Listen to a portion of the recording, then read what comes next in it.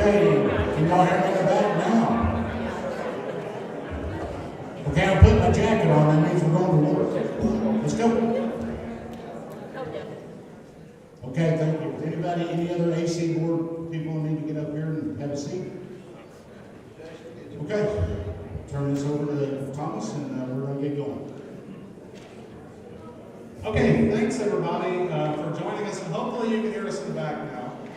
We really appreciate all of you being with us tonight, and before we get started, I want to bring Judge Flores up. She's going to be doing the prayer for us again tonight, so if y'all wouldn't mind taking off your caps and bowing your heads for Judge Flores.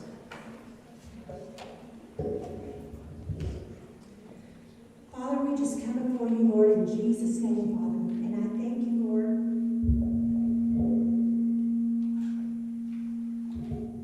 Lord, we just thank you, Lord, for this day, Lord. We thank you, Father, for everything that you're doing, Father God, in our city, Lord God. Father, we know, Lord God, and we trust and believe in you, Father God. And Lord, I just ask you to be with each candidate tonight, Lord God. And Father, I just thank you for provision, Lord God. I thank you, Lord, that no matter what happens, Lord, that they will continue to serve in this city, Lord God, and to serve you, Lord, most of all, Lord.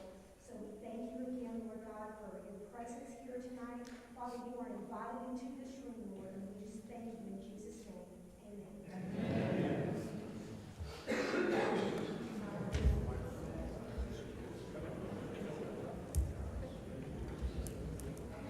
Okay, so like I said, thanks everyone for joining us. And before we get started tonight, I just want to say really quickly, thank you all so much for being here tonight. You know, we've been doing these now for years and years and years. This is our 7th one, and we're so fortunate that every year you all continue to turn out. You're interested to hear from the candidates, and you care about your community. Because, you know, what we see sometimes in the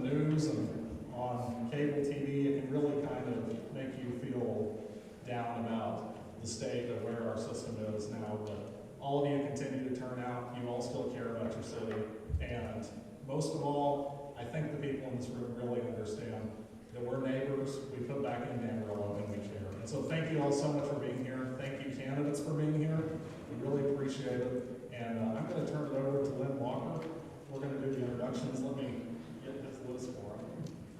And we're going to be starting with the AC Board of Regents. Oh, actually, before I turn it over here, there's a table in the corner. It has index cards. We're not doing questions for the school board tonight, but we are doing questions for city council and mayor. So, if you have a question, get an index card. Please fill it out. Turn it into this table up here. We're going to be going through them, and we're going to be asking your questions to the candidates. So, please get those to us. Appreciate it. Okay, just to briefly echo what Thomas said, we have been doing this a long time. I think this is like the 8th year or something like that. Turnout is always tremendous. It's incredible to see all of your faces and that you're interested in what's going on in our area. The order that we're going to go in tonight is the Amarillo College Board. Then we're going to hear from the candidates of the CISD, and then AISD will follow that. Then we are going to do all of the places for council members, place 4, 3, 2, and 1. And then we're going to end the evening with our candidates for mayor. So we got a tight schedule, and we're going to move quickly. We're going to get this thing going, and I think the best way to do this, Jason, I'm just going to start with you since I know you personally, and let's hand the microphone down. Folks, each of you have 2 minutes to explain who you are, your platform, and what you hope to achieve as a candidate.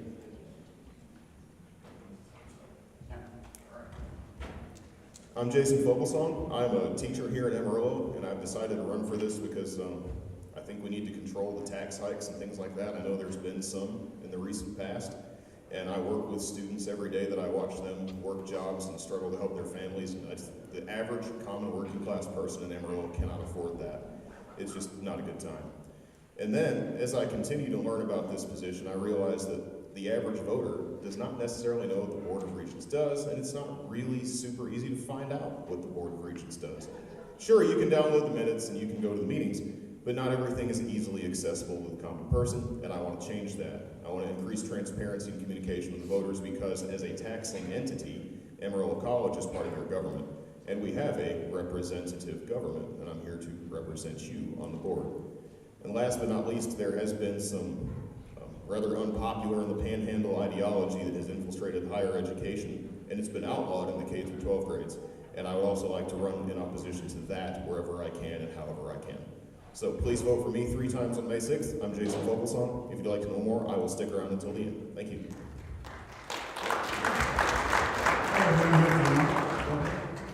I'm Mike Yazbek, and I'm running for the College Board of Regents. First, let me give you a little bit of background. Over Christmas, I was in Newburgh, New York, playing Santa Claus, like I don't look like it. And I was looking out my hotel door, and I could see George Washington's headquarters. So I had a day off, and I went and took a tour. They let me sit behind his desk. Well, that headquarters is where he made all the decisions for the Continental Army during the Revolutionary War. We would not be here if it weren't for that desk. They let me sit behind that. And I was wondering if I should run for an office or not, and it hit me that, you know, people fought and died so that we've got the right to do just what we're doing right now. So here I am.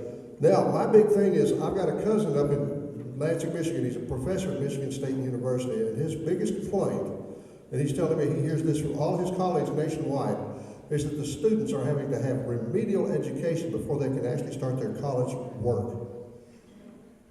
We need to do the same thing. Amarillo College has the same problem. We can free up classroom space if we raise the standards for the entrance into college and force the schools to actually teach these kids how to count, how to do something without having a calculator or a computer in case theirs burns up. Battery's dead, what do? It happens.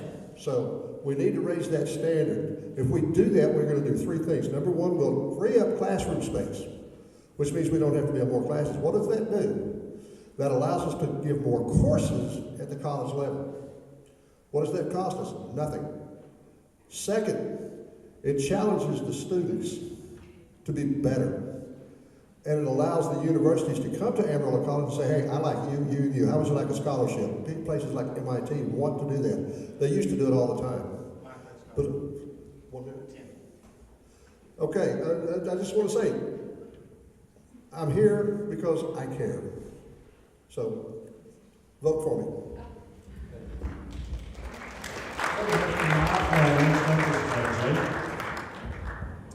Well, as you can tell, the campaign trail's been kind of tough. Just saying.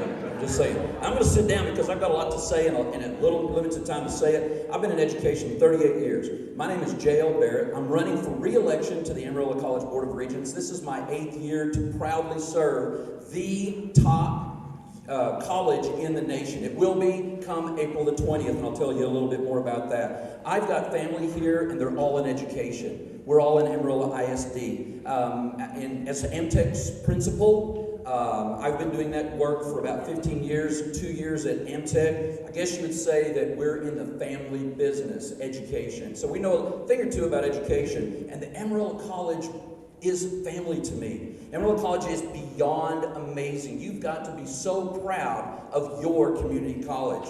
These represent just a few of the awards. National awards for trustee success, for CEO board relationship, bellwethers for excellence for our approach to poverty.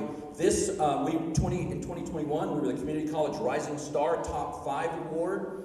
Coming up in April 20th, we will be flying to Washington, D.C. We've been invited because we're in the top 10 again, and we will find out. I don't think they're going to invite just anyone. So we're looking for that top spot coming home with that prize. My resume, if you consider this continuing in my job, I'm vice chair of the board, chair of the AC Legislative Committee. I've got to get this in. I am chairman of a statewide committee called the Community College Association of Texas Trustees. I have 403 trustees and regents across the state in 50 colleges who put their faith in me. And I have been working hard to bring in $650 million more to the community colleges through House Bill 8. I asked you to look that up. I was on the steering committee for a year to put that thing together, and it will pass. $650 million will go a long way for the community colleges. I'm going to jump through a lot of different things. We've got so many wonderful things going on here at Amarillo College. I must say about our success rate. When we got on the board about 6 years ago, we went from 19% to 54%, and we're leading the state in the success at Amarillo College.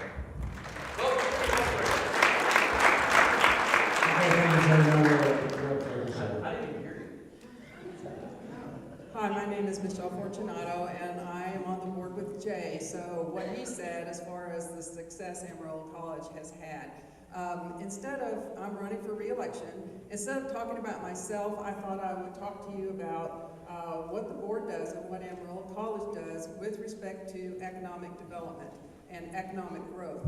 As you probably know, if you read the paper, Amarillo was acknowledged to be the second highest economic growth, having the second highest economic growth for 100 small, medium-sized cities in the USA.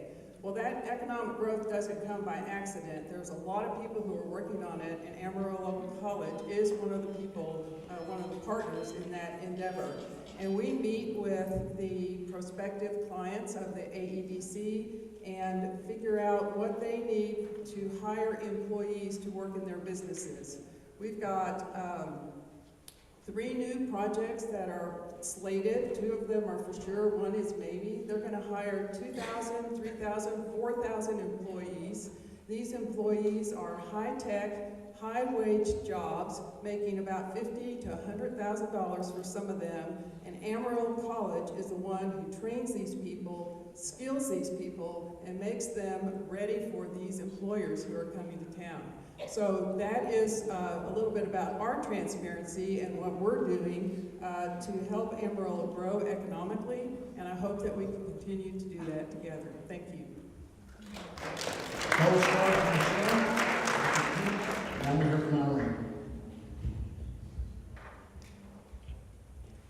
I'm Irene Hughes, and the reason I'm running for Regent of Amarillo College is not for fame or fortune or for fun.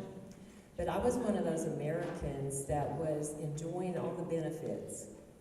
And one morning I woke up and I found out that woke culture had invaded our United States and also our beloved Amarillo College. I started listening to Truth and Liberty and found that if somebody didn't stand up for God and for country, that our country would soon become one of those isms.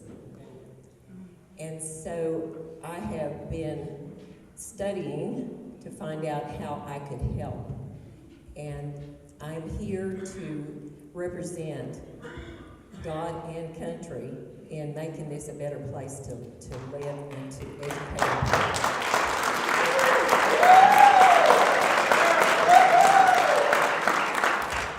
According to my God, He's chosen me to represent Him and the people of Amarillo to fight for biblical values of truth and integrity to return to Amarillo College.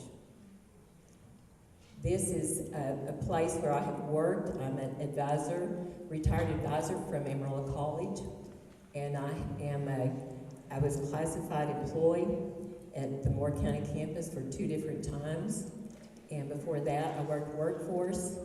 I've been, my husband and I have several small businesses that we've run for many years. I was an honor student at Texas Tech University with a degree in home and family living. And I am ready to represent the people of Amarillo, the values that are here, that they'll represent, that Amarillo College will be the same as the people that are here. 3 votes for me is good news. Good news is Irene Hughes.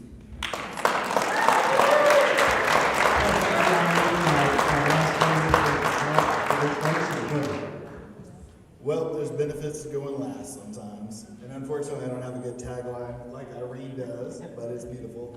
My name is Brady Clark. I am the Executive Director of Square Mile Community Development, and I'm also the Director of Urban Ministries at First Presbyterian Church here in Amarillo.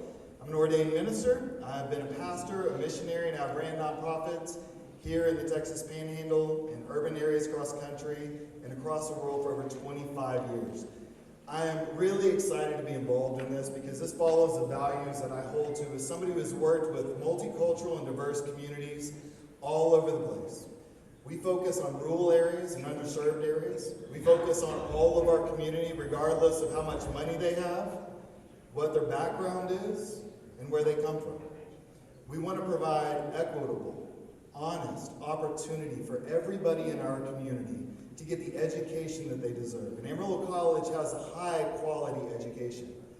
I was a student there back in the day. Amarillo College gave me the first opportunity for me to go to school and then to go and pursue a 4-year degree. Amarillo College was actually more difficult than the university that I went to. It is that high quality of an education that we want to not just maintain, but we want to ensure that we have the fiscal responsibility, that we have a sustainable fiscal model to ensure that Amarillo College continues to succeed in the future. And we want to make sure that we are providing the right education to have the economic success in our region and our community that we are built on right now. It is important, it is our value as folks from Amarillo and the Texas Panhandle to make sure that we are providing the right opportunities, the best opportunities, to everybody in our community, regardless of where they come from and what their background is.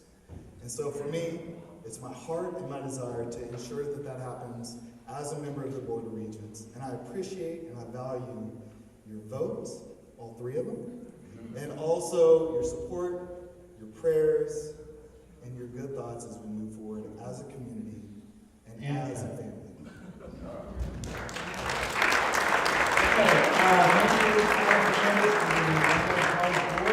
If you guys would step down and we could have the CISD candidates come up. We're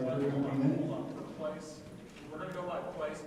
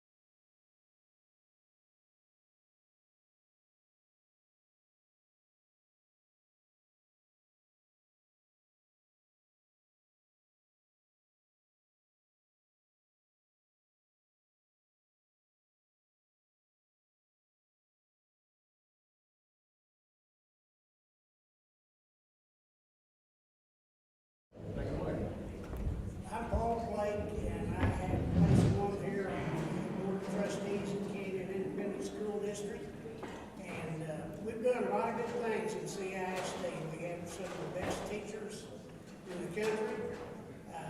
We have safe facilities that we are further, checking weekly to make sure that we have a hard structure where they cannot be broken into easily. I don't know about everybody, but my goal is to have a resource officer at all 20 campuses instead of just the high schools. We have had problems with having books that didn't need to be in the libraries. We're making great progress on getting those out. We have more to do, and I want to see community support from all the people in CISD and have them attend the board meetings and see what actually goes on and see the nuts and bolts of what we do. But anyway, I'm running unopposed, so I don't have to campaign real hard, but I still appreciate your votes and I appreciate you folks showing up.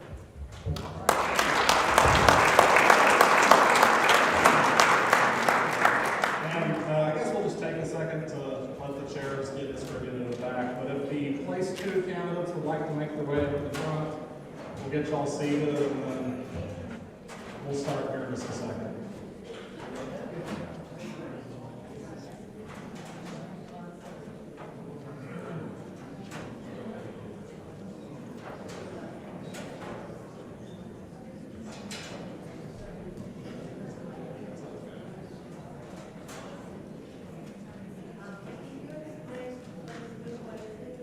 Yes, so for those wondering who are in AISD, Canyon ISD is elected by place.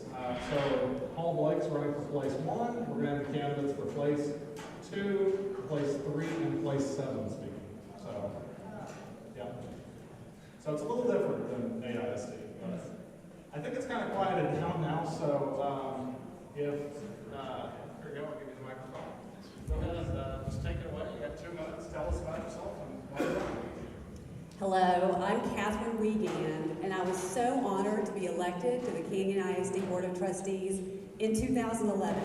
So that means I've had 12 years to learn and to see, talk to community members, talk to teachers, and I have to tell you, it's not the easiest job, but I think it's one of the most important things I've done in my career and in my life. There are 5 areas that I'm concerned about moving forward, and this doesn't cover everything that's important, but I think it's things that we need to put a little extra attention on. And I was just at the Texas Capitol 2 months ago to talk to our legislatures about these issues and funding that we need. Unfortunately, the first one has been in the headlines, and that is school safety. Canyon ISD has been so proactive, even before the state asked us to be sure we were doing door checks, and we were doing walkthroughs, and we had secure entries before a lot of schools did. But look at what happened just this week. There is always more to be done. The good news is that we're likely to get more funding from the state legislature this year, and that is great.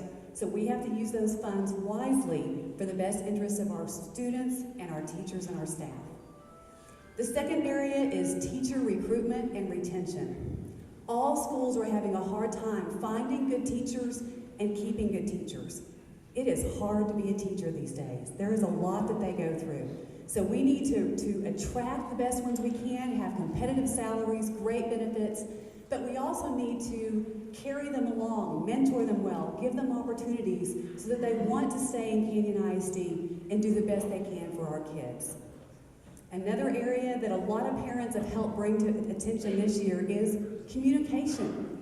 We need to communicate better with our parents, with our teachers, with the community. They brought us a lot of great information, but we need an easier way for that to be done. Our incoming president, Jenny Weingartner, is having town hall meetings. So 2 other things, go to my website. I'd love to keep serving. Thank you so much. Thank you. And Jody Davis, take it away. Hi, I'm Jody Davis, and I'm running against Catherine for place 2. And I agree with what Catherine spoke on. I'm actually an educator, and I've taught for 17 years. I have a master's in special education, and I understand what the vote for the board, how that affects the teachers. I understand how everything that they pass down does in our classrooms. I understand that the reason that teachers are leaving in such an alarming rate is because of behaviors in the classroom and the expectations that we have in those classrooms. I understand all of that. I understand how we need to make those changes. I'm very passionate about that. I'm very passionate about the communication. I'm one of the parents that they talked about that actually brought that to the board's attention. I have actively worked with Cameron Rosser on working on just creating policy for the books and the book selection. Whether you agree that we should have the books, whether you don't agree that we should have the books, all of it falls on the teacher's shoulders when we don't have any policy or guidelines. They're the ones that get blamed, and the students are the ones that end up with it in their hands. Without clear guidelines and without clear policies, we're the ones that are leaving classrooms at an alarming rate. And the reason that we are is because we need those good policies. And we need clear communication. We need to work with parents, and we need to have that collaboration with them. So that is my heart, and that is where I come from, as an educator, as a teacher, and for the love of everyone, all the students in our district. We have a phenomenal district. Canyon ISD is amazing. We have a great board, but I do think that there need to be changes, and I think that I can bring those changes. And so if you want to know more about me, I've got cards over there that has QR codes that kind of takes you to my page and stuff, but I would appreciate your vote in May. Thanks.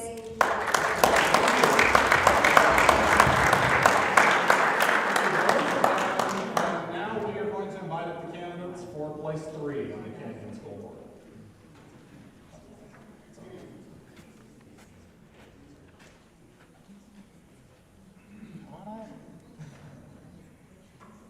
Ladies first.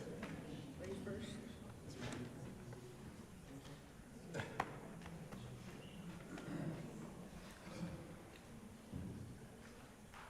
Okay, thank you both. And it looks like you sat in the right seat, Claudia, because you're up first. It's because ladies first. So thank y'all for being here, and thanks for this opportunity. I'm Claudia Burkett. I'm a proud mom of a Canyon graduate. I have 3 children that have graduated, and my grandson's currently attending Pinnacle Intermediate. I'm currently the Executive Vice President of Education Credit Union. I've worked there for over 30 years. And being a mom and a Mimi, and working at the credit union has given me many opportunities to serve and volunteer in the district throughout the years. Some of the examples of how I've served over the years and hope to continue to serve is I'm a director in the Canyon Lions Club. I'm on the Canyon Education Foundation Board, and this is my 2nd time to serve on that board. I've also been on the Canyon Teacher of the Year Committee for 10 years, and I've served as a volunteer at Midway, Canyon, Randall on their Competitive Edge Week when doing interviews for students, and then this year I got to do them at West Plains also. Yeah, West Point, we have West Point now. And for several years, I've also volunteered for UIL Competitive Edge Week, and right now I'm the executive sponsor for the Kids Credit Union at Canyon Spring Lake. As you can see, this isn't a new idea for me to go and serve in our community and part of our district. I just have the need to be there. So one of the next steps that I want to commit is to the education of all of our students and my candidacy for the school board. I want to make sure that all the students have a safe, graphic-free environment to learn and support our teachers, because our teachers need our support right now. I want to thank you for your time, and I appreciate your vote on May the 6th. Thank you.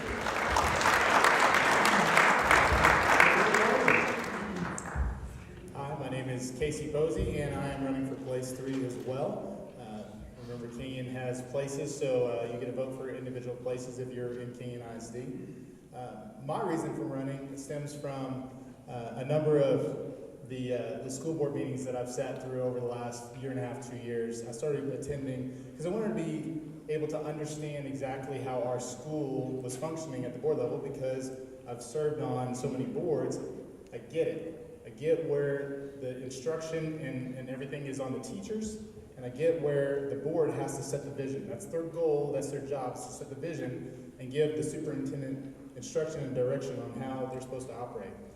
I'm a father, I am a Christian more than anything else, and I'm a risk manager, and our kids, unfortunately, are at risk.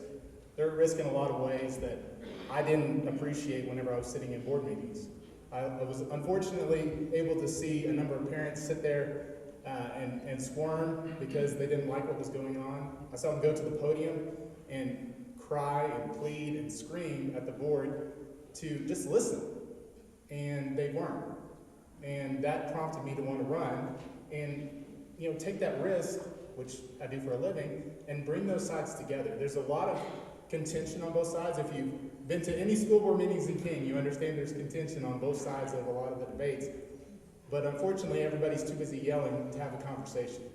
So if we start looking through the right lens, which mine is a Christ lens, if we can look through that lens, we can see a way to get to a lot of consensus and really make almost everybody happy, but more importantly, show up and protect kids. Show up and do what's right for kids. Protect our teachers. Give them resources. Give them the ability to be able to do their job without inhibitions. I mean, so many of them are leaving because they're under this amazing pressure. That's time. To do a lot of things. Casey Posey for King and ISD. Thank you.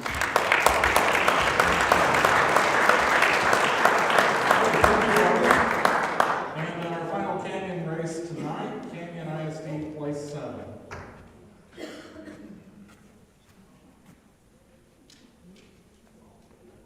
You can walk right to it.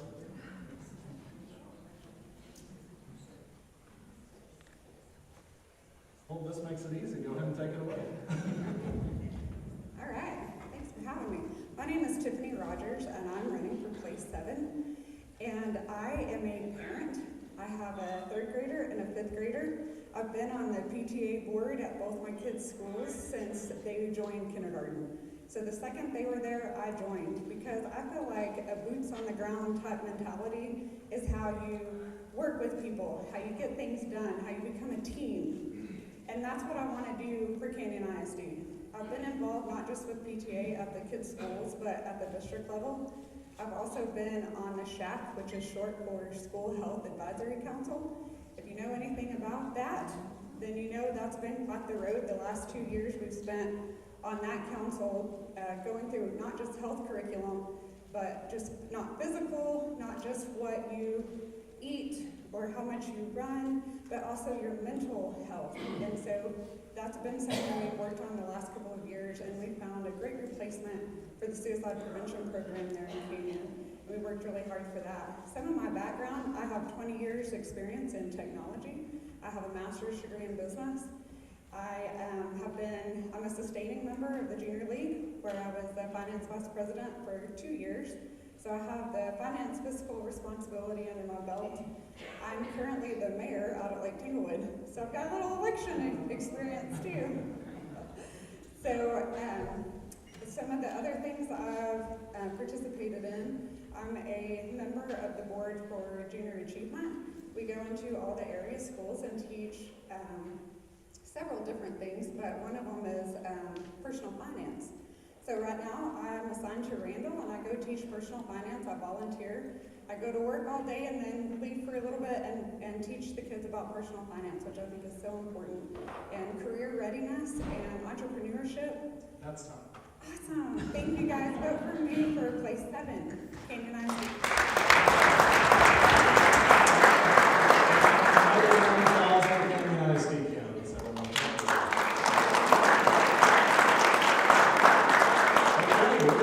To AISD, and I'm going to turn it over to Jake Collier, who will be taking from here. So if the AISD candidates would please make their way to the tables.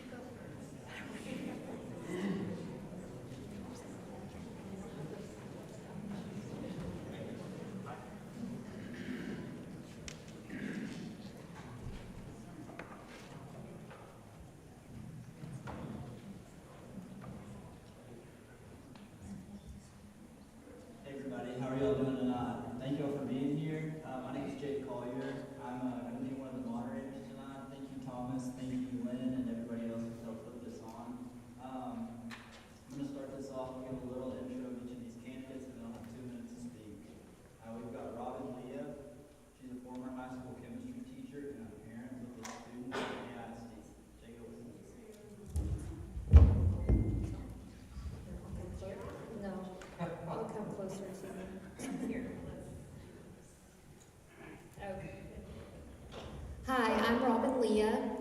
I am a wife, a mother, and as he said, a former high school chemistry teacher.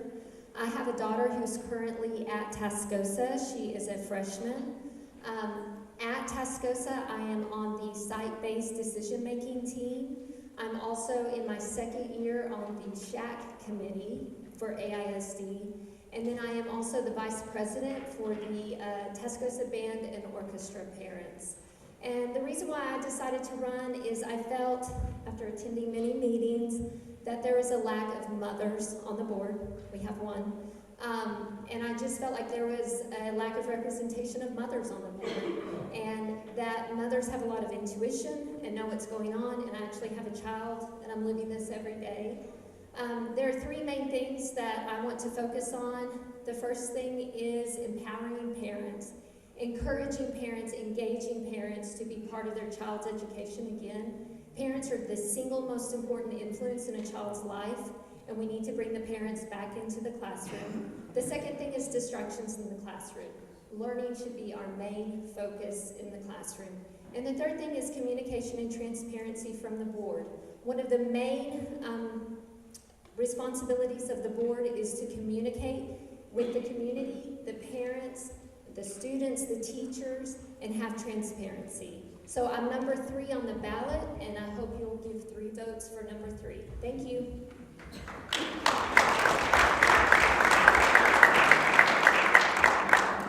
Next we've got Kimberly Anderson, who's a former teacher at Amarillo ISD and is the current incumbent. Take a look. Hi, I'm Kimberly Anderson, and I'm running for re-election to the Amarillo ISD Board of Trustees.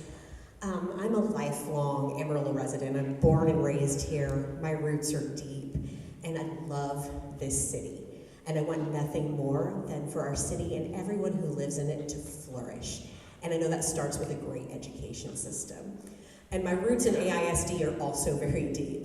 I am a product of AISD. I went through Eastridge, Travis, and graduated from Paladura High School. My mother was a teacher at Amarillo ISD, and right now I have 2 boys that are students in AISD. And, you know, I was a teacher in AISD. And so when we're talking about making a great school system, we need to talk about decision making. And when you're making decisions about education, there should be an educator at the table. And I bring that. I also bring the perspective of a parent who can sit at the kitchen table and I get to hear what's going on in those classrooms. And I bring the perspective of a board member who has taken the time to go through hundreds of hours of training. I've had the past 4 years, which have been a trial by fire, when you consider that less than a year into my term, COVID hit. And nothing but unprecedented situations followed that. So I have that perspective. I have that perspective as a parent, and that heart of a mother, that perspective as an educator, who can look at policies and see how that's gonna look when it is implemented into our classroom. And I have the perspective of a board member who knows the ins and outs, who knows the policies, who knows the legislation and what that takes. And I'm so proud of some of the progress we've made over the past 4 years despite those unprecedented situations. But I look and I see that my job is not done. I would appreciate your vote for another term.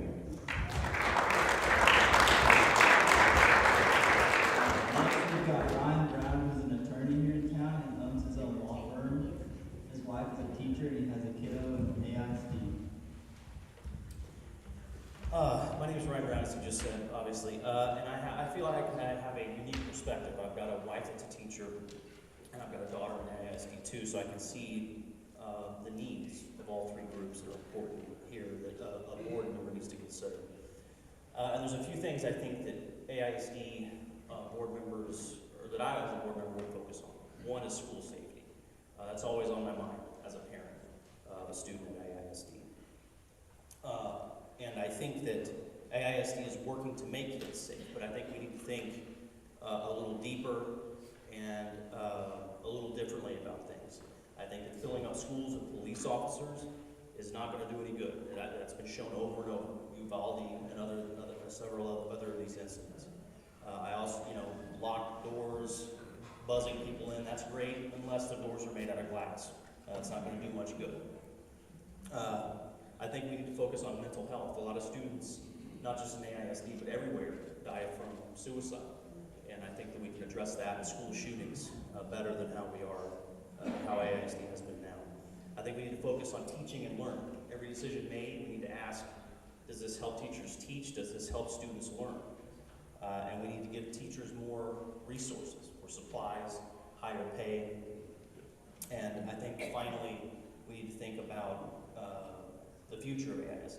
I'm not sure if the way the district is funded now is sustainable. With people leaving the district, I think we need to focus on lobbying the state to maybe change to enrollment-based funding. But my name is Ryan Brown, and I ask for 3 of your votes. Thank you.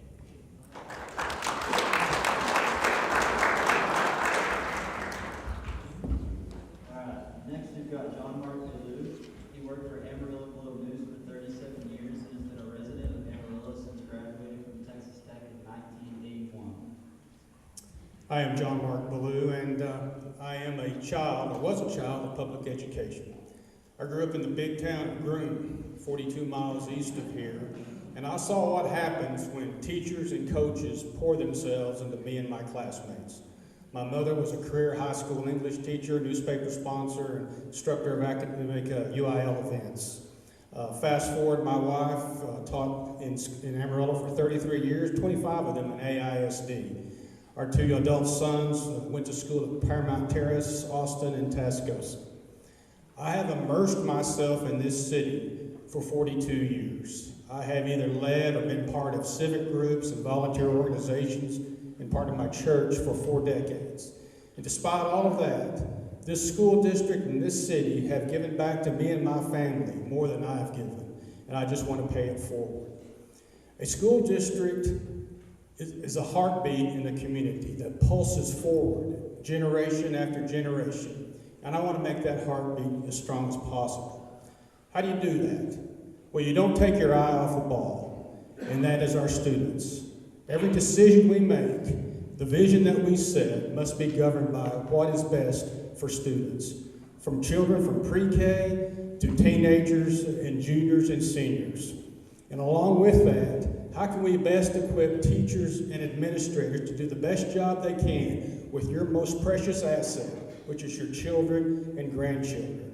And along with that, being stewards of your money, your public money, and the decisions we make, are they in the best interest of the money we have in a competitive world? I am not naive enough or arrogant enough to think I know the answers, because I do not.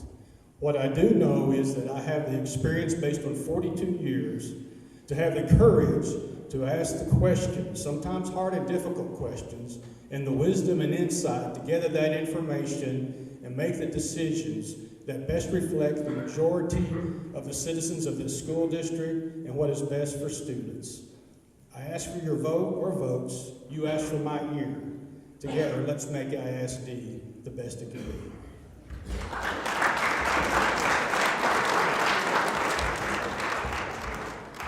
Last but not least, we've got Connie Brown. She's been a businesswoman, run a private Christian school, and is an AISD grandma. I am Connie Brown. I have ran a private Christian school did run a private Christian school for over 20 years. I understand business. I understand budgets. I've ran or overseen large staffs. I am a strong conservative. I'm involved in Randall County Republican GOP here.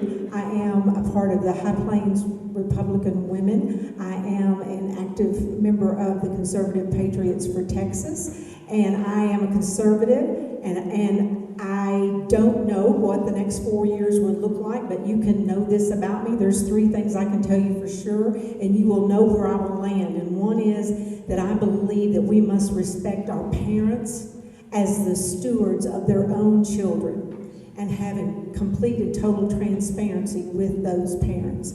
And I do hope that we worked hard to get parents back involved. And I'm challenging parents to go to one board meeting, just go to one school board meeting. And so I do, that's number one. Number two is we have some fabulous teachers. We have wonderful teachers. I admire teachers so much.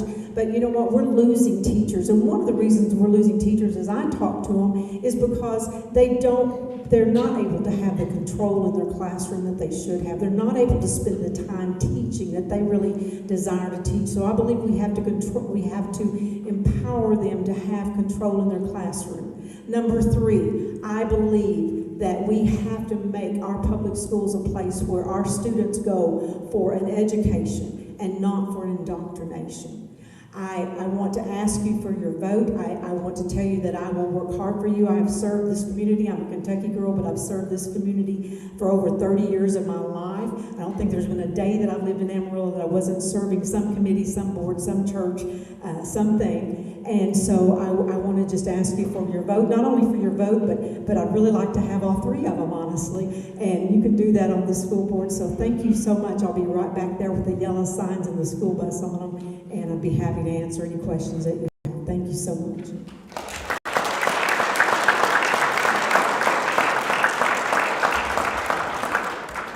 Okay, thank you, AISD candidates. Another round of applause for them, please.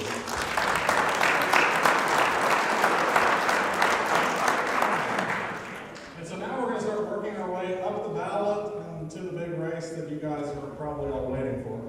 So we'll start with Amarillo City Council, place 4, if the candidates please make their way up here. We're switching things up. It's going to be 1-minute intros for the city council candidates because we do have questions for them. So 30-second responses for each question. So, Jake Collier, you want to get up here? He is going to be doing the place 4 race as well. Oh, and as a reminder, if you have any questions, we still have note cards here. Fill it out, bring it up to the table. We'll take your questions and you might hear some of them asked.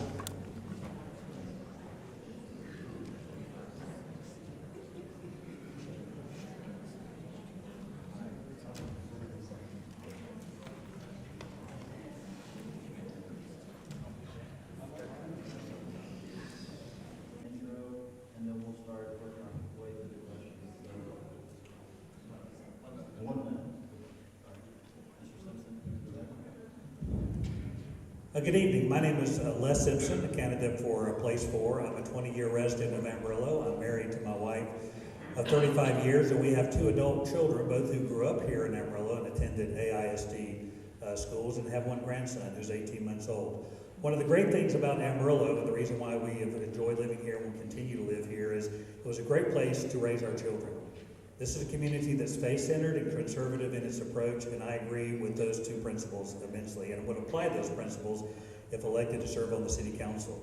My approach to government is conservative. Low taxes, limited government interference, and those are some of the key issues that we need to focus on and grow and develop. It's very difficult to do that right now. Focus on just the fundamentals, those things that government are supposed to do, that is provide services, provide water and sewer, and do so with transparency. If elected, I promise that I will do this. I will ask the tough questions, make the tough decisions, without being influenced by the loud voices. Les Simpson, I appreciate your support and vote for place 4.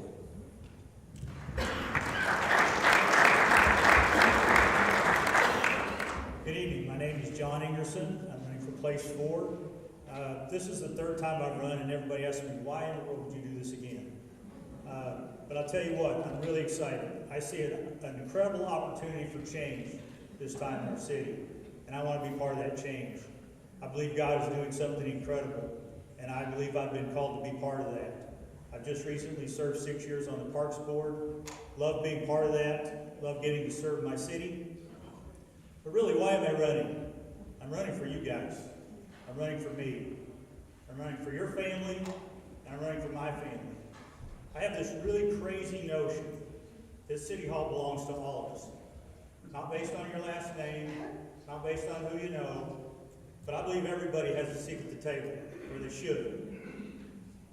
I've been looking again at the city charter, or the city organizational chart, and you know what I found out? The city council is not at the top of that chart. The city manager is not at the top of that chart. My friend Tom. Tom, who's at the top of that chart? The people, the citizens of Amarillo. I think that's the way it should be. And if you'll elect me, I'll do everything I can to return it to that. Thank you.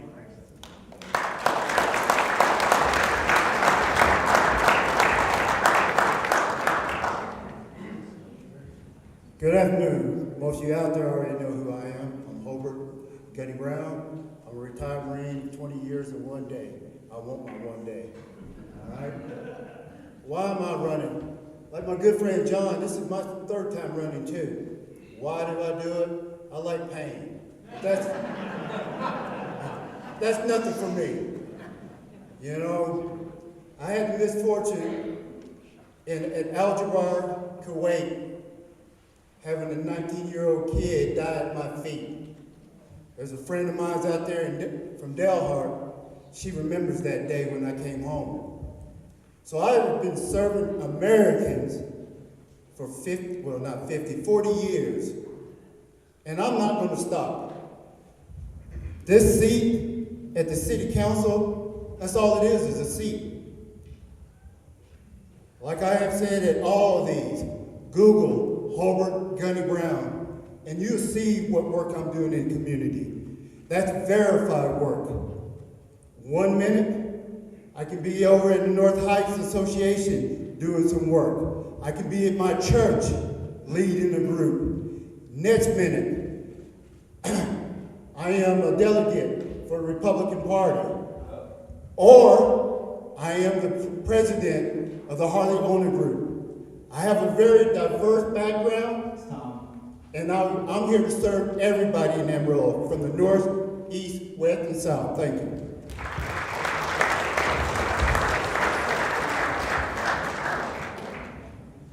My name is Claudette Smith, and I'm running for City Council Place 4. I am a 30-year resident of Amarillo. I am very involved in our city business, and I have been for at least the last 7 years or so. I'm very familiar with our city and the inner workings of all the departments in our city. One of the primary duties of the mayor and the council members is to be that conduit between the citizens and the government. And I've already been doing that for the last 7+ years.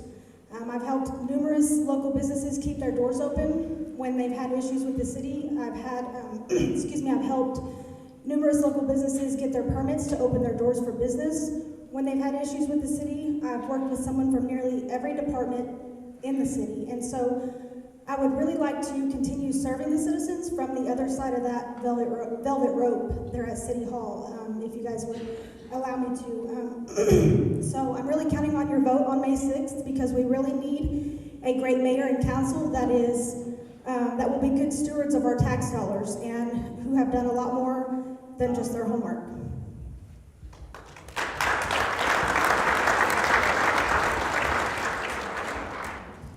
Okay, so now we're going to do some general questions for each of y'all.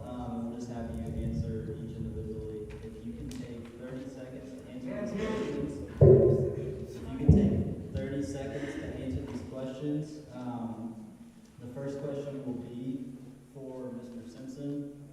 Many cities in the U.S. are facing an affordable housing crisis. Meanwhile, recent studies have shown Amarillo is leading the nation in decreasing home inventory, and rezonings in Amarillo have taken longer and longer in recent years. How do you plan to tackle this issue if elected? Well, I think those are market forces that are at work. I don't know what role the government would have in affecting that. Now, if you go to planning and zoning, those are things, if the building community, and that's one of the things I focus on, is it's too difficult to do business in Amarillo right now. If you look at where the growth is going on in our city, it's outside the city limits. That does nothing for our tax base. And the best way to grow a tax base is not through property tax increases, it is through growth. But right now, it's become so difficult to do business in the city that if you look at where the growth is, it's between the southern city limits of Amarillo and Canyon. If we want to solve these problems and other issues, we have to make it easier for business and development to occur in our city, and that needs to be one of the top focuses on the future city council. Good job. Same question. Many cities in the U.S. are facing an affordable housing crisis. Meanwhile, recent studies have shown Amarillo is leading the nation in decreasing home inventory, and rezonings in Amarillo have taken longer and longer in recent years. For me, I think it starts at the top and trickles down. It's about attitude. My last job, I was a sales manager at Scotco. We had to pull over 1,000 permits a year. And I laugh sometimes at my friend Cole and some of the other builders that say they have a hard time dealing with the city. You know, it's about attitude. Are you there to serve, or are you there just to get a paycheck or just to fill a chair? The big disconnect, I think, is that we forgot that this job is about serving, not about ruling. And if I'm elected, I will do everything I can to return it back to a serving job.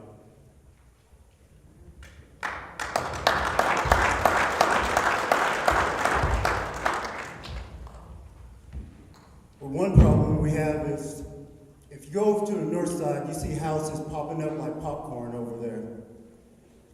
Those homes are going, some of those homes are going for $200,000.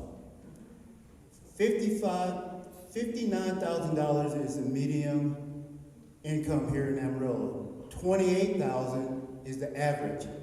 You cannot buy a home on $59,000, $200,000 home. So we got to get real jobs in here. We cannot become a service town such as New Orleans and stuff like that. You see the problem they have with those minimum wage jobs. So first, we got to get jobs, and we got to be educated. Thank you.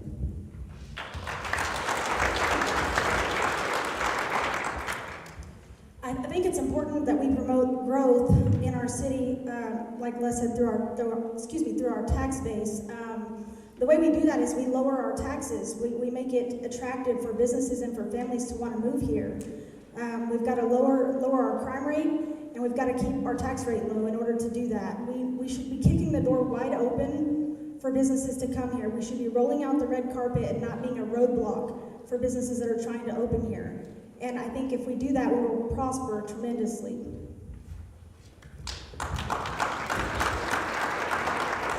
Okay, now we've got an audience member that has a question. So we'll start this one with Claudette. For council, what are your thoughts on working with the city manager and council on, one, the negative impact of miscommunication on issuing building permits and inspecting of buildings and length of time for issuance, two, building back the parks for our community? COVID slowed everything, but we need to step up and bring parks up to Amarillo citizen standards. Could you repeat the first part? I'm sorry. That was a comment. It says, what are your thoughts on working with city manager and council on the negative impact of miscommunication on issuing building permits and inspecting buildings and the length of time for issuing? Got it. So yes, that's a lot of the issues that I'm hearing out there right now from business owners and small business owners that are trying to get their business open, is they're having a lot of issues, and so there's a lot of miscommunication between the departments. And what I propose that we could do is have all of the relevant department heads come to the council meetings weekly like they normally do, but we should have a list of all of the businesses that are trying to obtain their permit, who have not been able to obtain that permit, and we should have an update every single week as to why they haven't had their doors opened yet, why they don't have their permit, and what are we working on this one. And I think that would stop the miscommunication. It would get everyone on the same page from all the departments and really resolve those issues.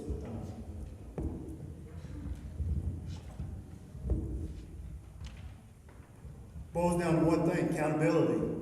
You have a city manager, you have department heads. They're there. Hold them accountable. You know, we just got done listening to the school board candidates talk. That's what they talked about: accountability. So why do we not hold the individuals that our tax dollars are being used for? At my present job at the VA, if I do something wrong there, you'd be out there picking it, hold me accountable. So why are we not holding people accountable for their jobs they have at City Hall? Why? Because they sit beside us at church? They're our Little League coach? They're our ex-wives? Why? That's what you got to do. You have to start holding people accountable, and it starts at the top.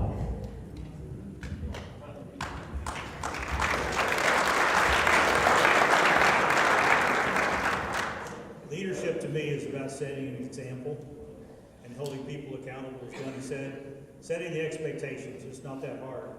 But I want to talk about parks, because I love parks.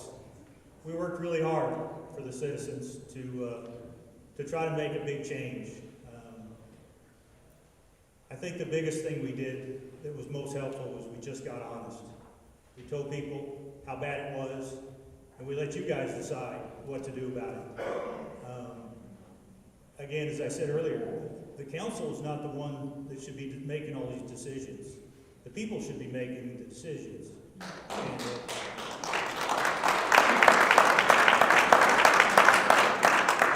I'm grateful to the citizens because the citizens stood up when they had a chance and they told the council, you guys need to take care of our parks. And Luke, the new chairman of the board, is back there. And Luke, this year it's going to be different, isn't it?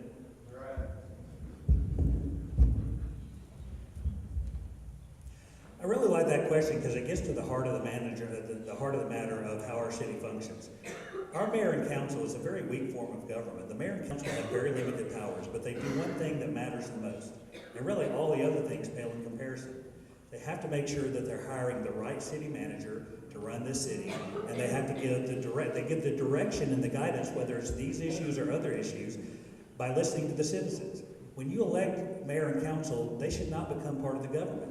They're the last line of defense for our citizens, and they work through that city manager. So hiring the right person for city manager, saying here's what we want to get done, and holding that person and their staff accountable is the most important thing the mayor and council can do to get not only these problems solved, but the other problems that we have in our community.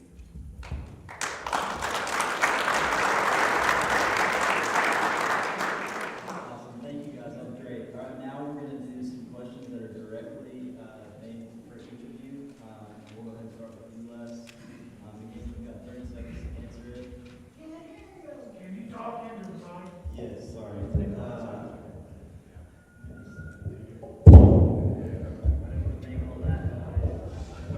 Alright. Les, during your campaign, you have expressed criticism towards the current city council. In 2017, while you were still serving as publisher for the Amarillo Globe-News, the paper endorsed 3 of the current members of the council, including Mayor Ginger Nelson. Are your feelings towards our local government consistent with your feelings ahead of the 2017 election? And if not, what changed? Well, I think yes. When I was there, we did endorse several people that were to be on city council.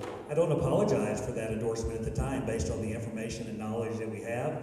But I will tell you one of the reasons that I decided to run is I think we need to go in a different direction in the city. I'm no longer publisher of the Amarillo Globe-News.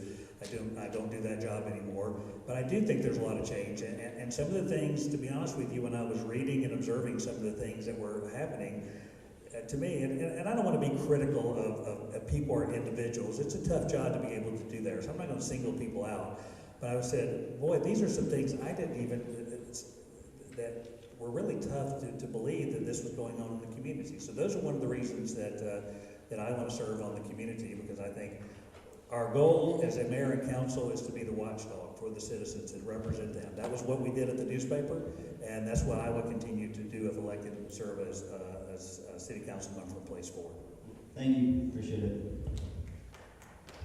All right, Mr. Anderson.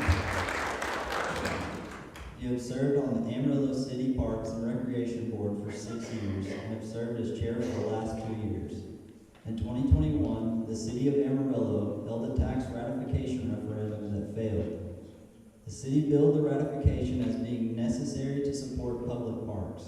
What was your position on that election? My position was I was in favor of that because at the time, there was no money to take care of our parks.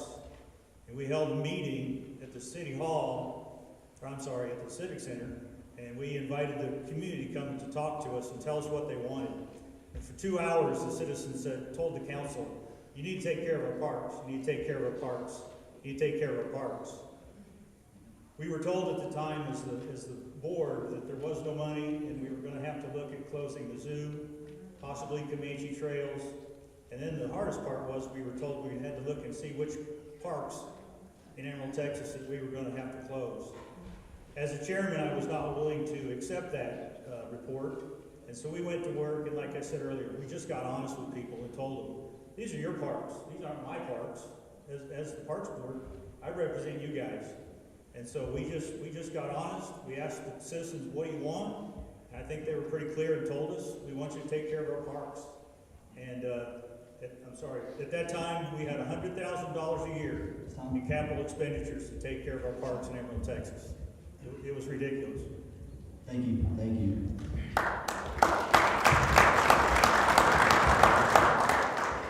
Gunny says, when Proposition A was defeated in 2020, you were the treasurer of the campaign against the bond. What should the city do about the Amarillo Civic Center going forward? Well, I don't need 30 seconds for that question. The Civic Center is a done deal. I don't even know why we're even talking about it. I don't even know why it's a question. Because you citizens, our citizens of Amarillo has said, we're not paying for it. So the only way we're going to get it, unless somebody comes in on a white horse with a check for $260 million. That's the only way we're going to get it. So as far as I'm concerned, it's a done deal.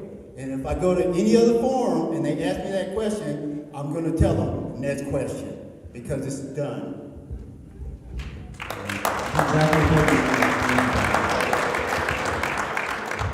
All right, last one for Claudette. In previous campaigns, you have run on the relationships you have with other elected officials, posting photos with those individuals, which some have taken to imply an endorsement by those individuals. Will you clear the air tonight and clarify if you have been endorsed by any current elected officials for your campaign this year? I don't believe that the post that I ever made insinuated that anyone endorsed me. We are all candidates that are running, and we take pictures with each other, and we have great relationships with each other. Most of us do.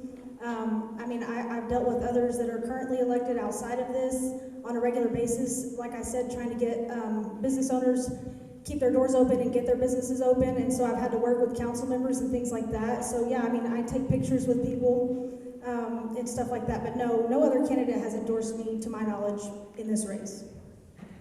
Thank you so much. I appreciate that. Ladies and gentlemen, that is your place for Amarillo, place for candidates for Amarillo City Council. Please give them a round of applause.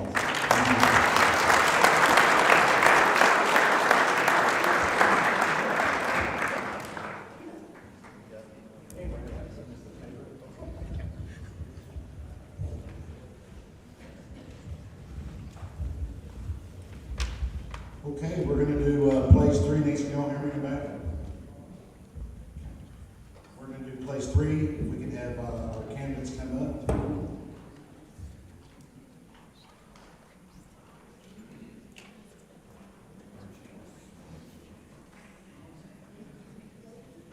Okay, there's Miss Massey here.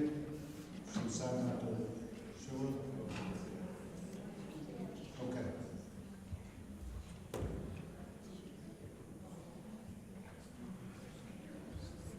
Okay, so let's get this thing going. We've got John Adair and Tom Sherman up here. There are 2 candidates for place 3. Fellas, I'm going to give you each a minute apiece and introduce yourself and a basic idea of your platform.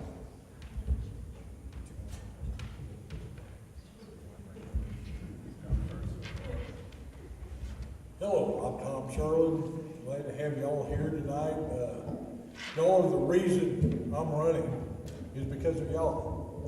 I'm here to want to represent you each and every day.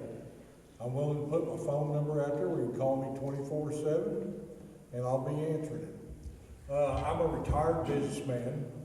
I worked 38 and a half years for Austin Distributing / Austin Hose, which that's the name now. I started there and I became the CEO. I ran the company for about the last 12 years. It was a very good career.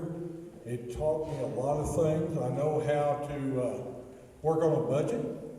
I know how to balance a budget. And that's what Amarillo seems to need the most, is somebody that knows how to work a budget. I've been married for almost 50 years. Me and my wife will be married 50 years this June. I have 2 sons who both serve the city of Amarillo as police officers. I'm looking forward to having the opportunity to serve you to the best of my ability. I will promise you one thing, that if elected, I will meet with every one of you on a regular basis. I will not go make a vote without the citizens giving me the information that I need. Thank you, Tom.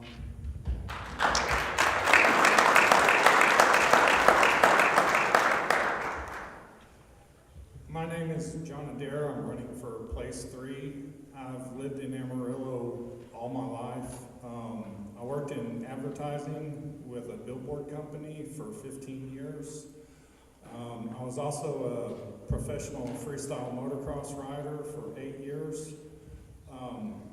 And first and foremost, I'm not a politician. I never aspired to be a politician. I'm a citizen and a taxpayer.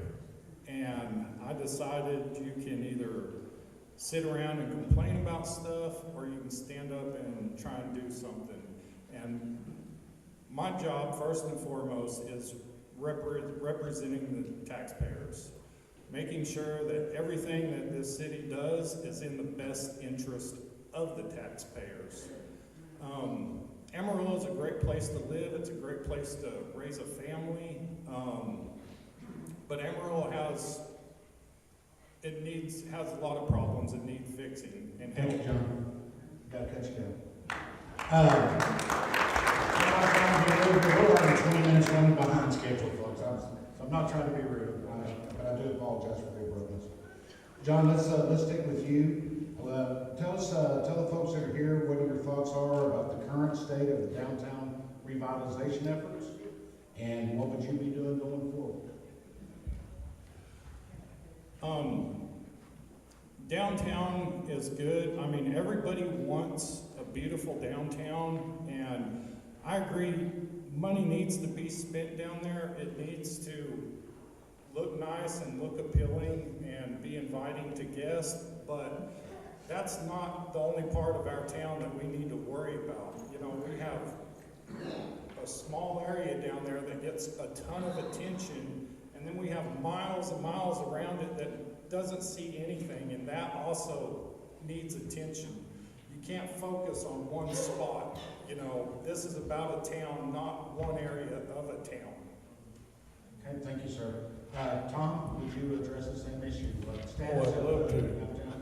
In my opinion, we've got downtown revitalized. I think it's about time we spent some money in the rest of the town. If everybody gets to paying attention, you drive downtown, you gotta drive 20 miles to get to the center of town from either direction, north, south, east, or west. I would rather my I-40 look good so that when people are traveling through, they think, boy, this is a spiffy town. We need to stop and spend the night.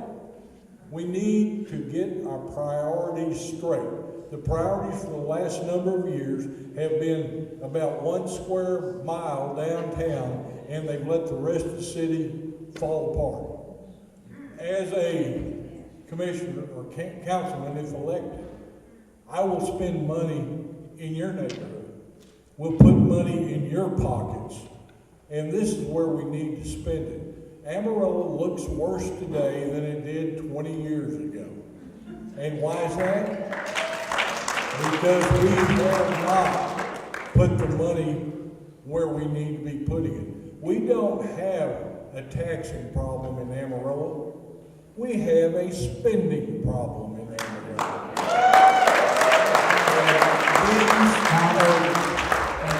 And Tom, go ahead and keep that in mind. A lot of people say that you cannot run a city government like a business, and a lot of people say that every government needs to be run like a business. What are your thoughts on that, and what problems have you seen that you want to tackle? That's really a good question, because the mayor approached me with that last time I ran 2 years ago. Mayor Ginger came up to me and said, Tom, you can't run a government like a business. And my question was, why not? I mean, I understand you've got government regulations, you got to do things the government way. But at the end of the day, every business that I've ever been in, we had to make money. We lived with a budget. I knew what I was going to spend that year.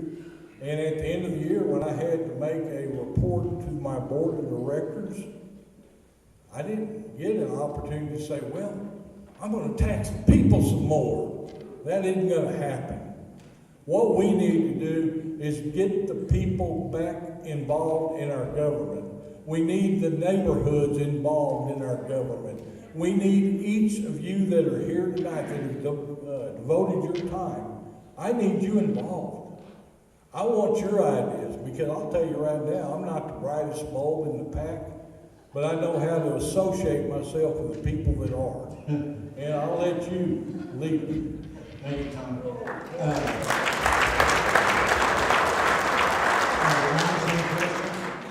How do you approach the ideas of trying to run a business, a government, like Amarillo, in the form of a business? I think you have to run it as a business. I mean, if you're not running it as a business, what else are you running it as? A charity? Help out your friends? It has to be ran as a business. You have to make the budget, meet the budget, and the budget has to be allocated properly to each department, because, as I said, we see a lot of departments that aren't operating effectively right now. And the reason they're not is because that money's not going to them, and that money's been cut in the past for, let's have this pet project. Let's put all of our money in this one area. Let's do this, let's do that. And it's been taken away from a lot of other departments, and it's caused them to not operate properly. And we can't have that. If you don't have that, your city ain't operating properly. Okay, thank you very much.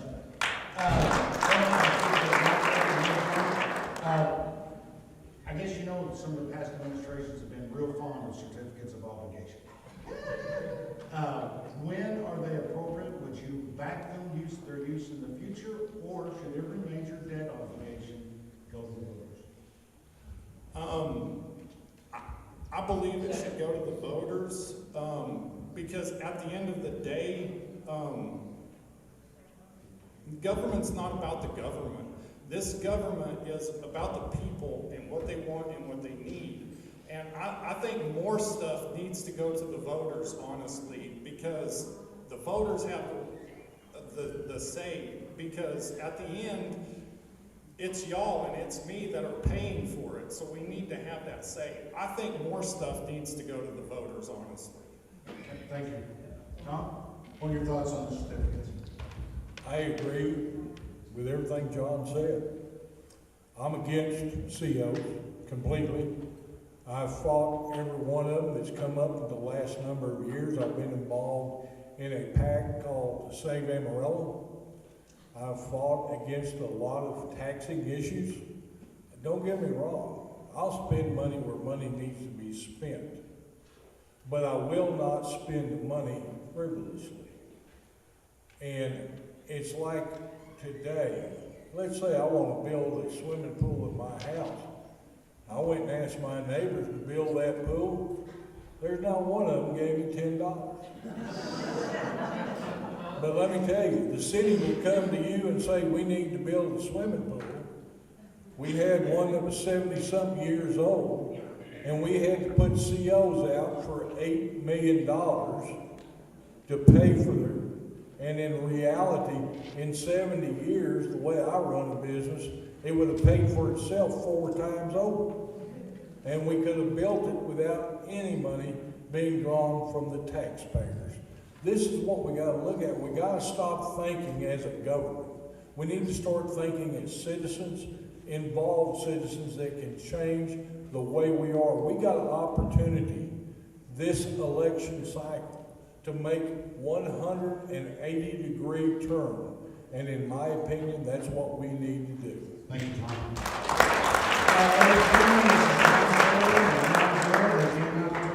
For place 3. Thank you, gentlemen.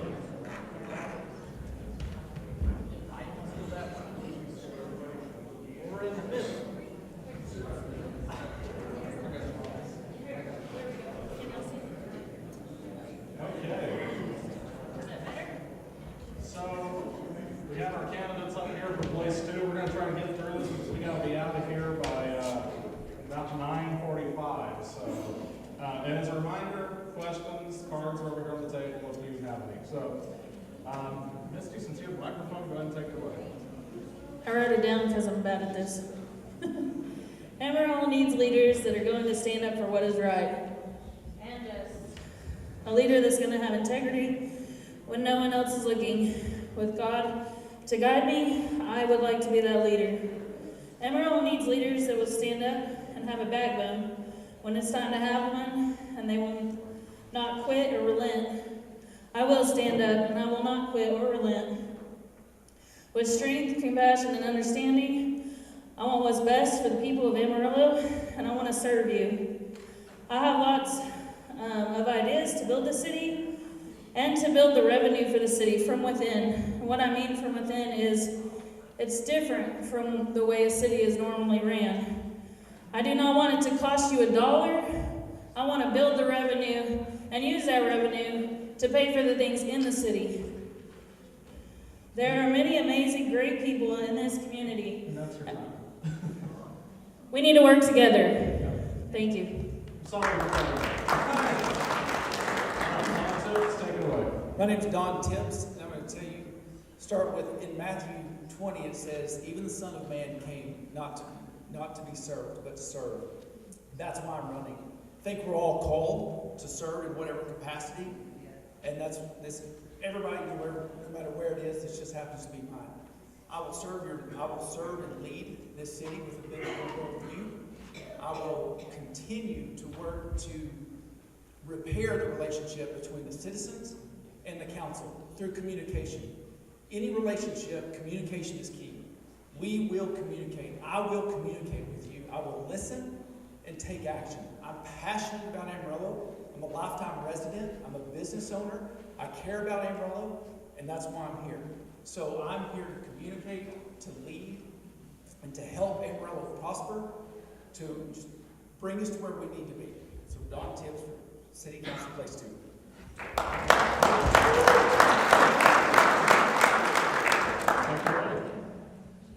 My name is Gabriel McKinney Herrera, running for Place 2. If you elect me for City Council, my main job is to listen to the community, and what your problems are is going to be what my problems are.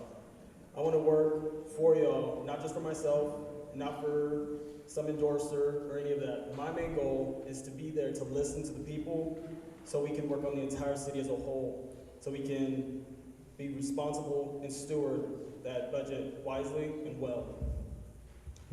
And to save time, Gabriel McKinney Herrera for Place 2. We're going to switch things up, and we're going to go right into the questions that are written for each of you. And so, Gabe, since you have that microphone in your hand, I want to ask you, of all the candidates who have got on stage here tonight, you are by far the oldest.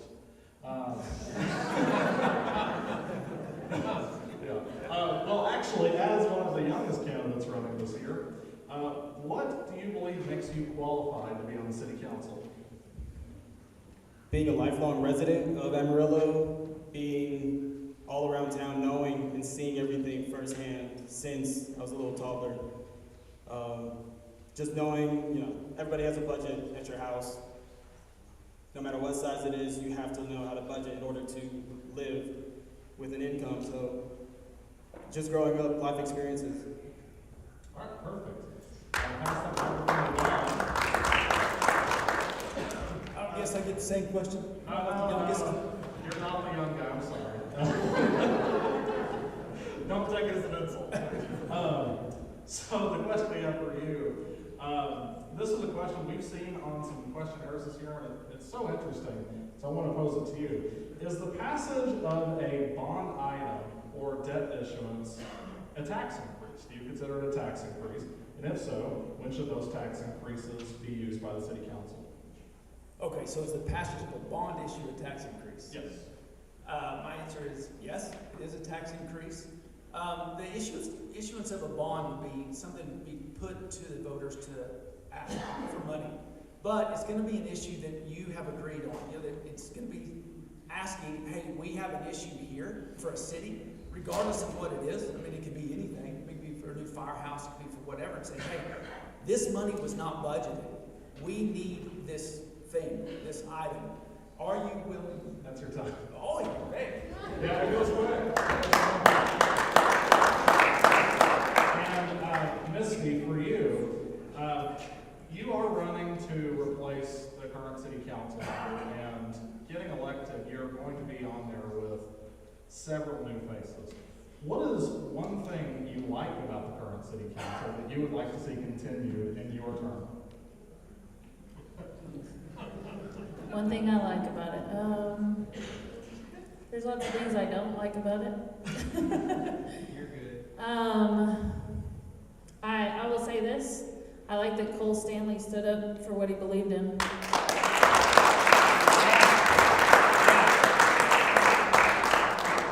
Okay, Misty, if you'll hang on to that microphone. We have a question that came in from the audience that I want to ask you. This was written for the mayoral candidates, but I think it applies for this race too. The attendee of tonight's forum asks, I live in the northwest, northeast part of Amarillo.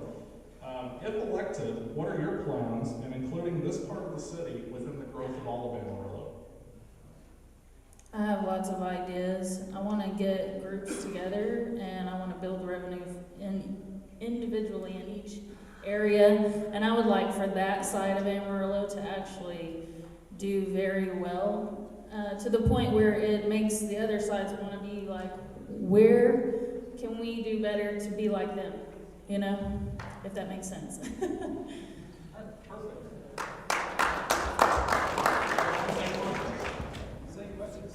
Ask it again, would you? I gotta find it. Oh, my bad. So what are we going to do in the north side of town? Is that what you're going to say? Essentially, how are you going to include it in the growth of all of Amarillo? Okay, well, I agree with Misty. I mean, we've got to hear, communication is a two-way street. We have to hear from the people in that area, right? Well, I don't care where you live. We have to hear from you and say, what are your major issues? Let us know as a council so we can address it. I think we talked to one lady last forum. She said, I live there, I have a great house, my neighbors don't. I think a big thing is pride, instilling pride back in Amarillo, back in every single neighborhood. And that comes with public safety, that comes with lighting, that comes with things. If you're proud of your home, you take care of it. That's fine. There you go. Same question for you. Ditto. But as also being from part of that side of town, I can speak from first-hand experience of like what they need, and so keep continuing to work on the parks is one thing, and the roads as well, essentially. And we have one final question from the audience tonight, and we will let y'all go.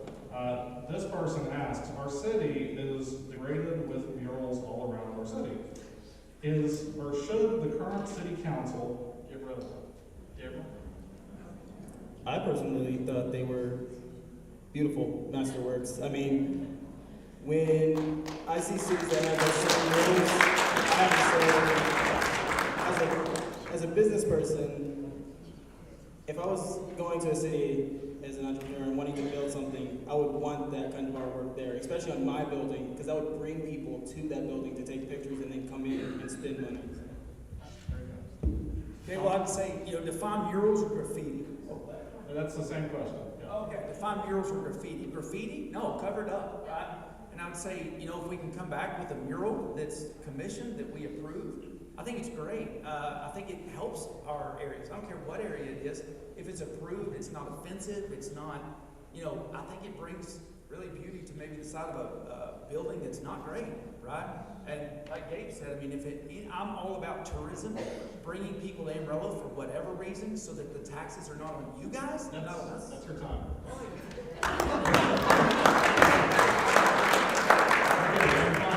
Same question. I just want to let you know that I agree with both of them on a lot of issues, but I was looking at it the other day, and I think the graffiti needs to be covered up, and I think the murals are beautiful, and there needs to be more of them. Ladies and gentlemen,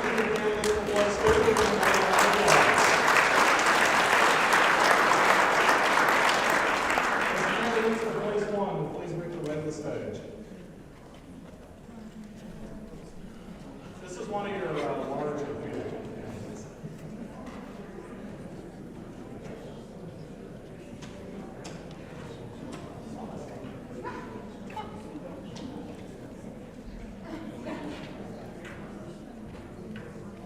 Whoever sits in front of the microphone has to take it first.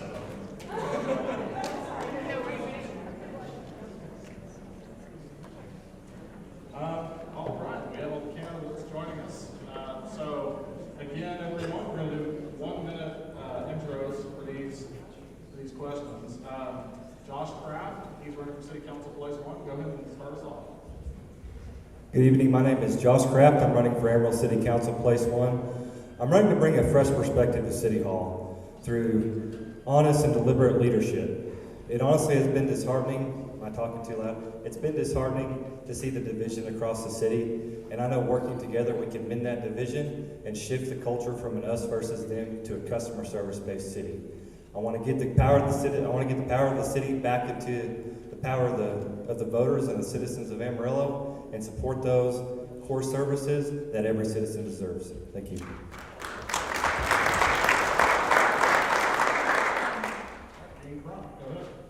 Yeah, my name is Dean Crump. I'm also running for Place 1, City Council. And I think there's more going on in Amarillo good than there is bad. And I'm really excited about the historic growth we've seen in this community. And I want to be a part of that growth, and I want to be a part of that help. But we also have some very specific issues in our community that need attention, that are just the basic central services. We need police force, we need firefighters, we need raises for those folks. We need to provide them with the tools they need to do a great job for us and our communities and the entire community. We have, what was my other, the most important thing was really is to restore trust, and for me, to restore trust back in the city council between us and the citizens. It is your city. We want you guys to be involved in that communication, and I'm here to serve you for that. Perfect.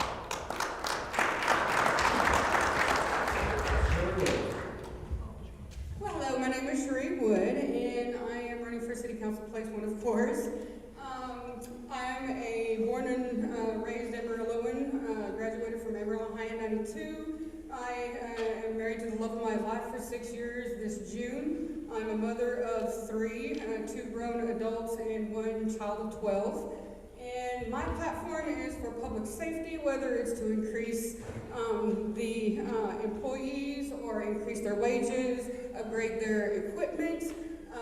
I'm also for the COLA, for the retired police officers. I'm for senior citizens, getting them a place to be able to have quality of life for them to increase. I'm also for the northern part of town, to be able to get businesses growing more and houses more growing in there. I'm for school choice. I'm definitely for infrastructure. I'm for transparency and accountability. Vote for me May 6th. Sheree Wood. Thank you.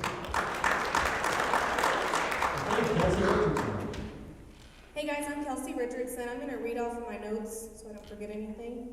My full-time job is an analyst. I'm a numbers person. I look at numbers all day, every day, and research contracts and rules that apply to every scenario that I'm working on. I will bring that same logic and process into our city budget and things brought to the chambers that need to be voted on. As your councilwoman, I will strive to understand our city budget and why it is the way that it is. It's time to bring things back to the basics and stop spending so much of our revenue on things that should not be our top priority. The things on my priority list for Amarillo are as follows. We need to honor our elders. Let's get a senior citizen sorted out so they can have somewhere to meet and visit. We need more first responders. We need to address the homeless situation and not coddle them. They can help themselves and we can aid them, or they can leave. We need to address the issue with animal management, and we need to support local rather than offering tax abatements to large corporations. Let's support our mom and pop shops and encourage new entrepreneurs. We need to come together as a community. Thanks.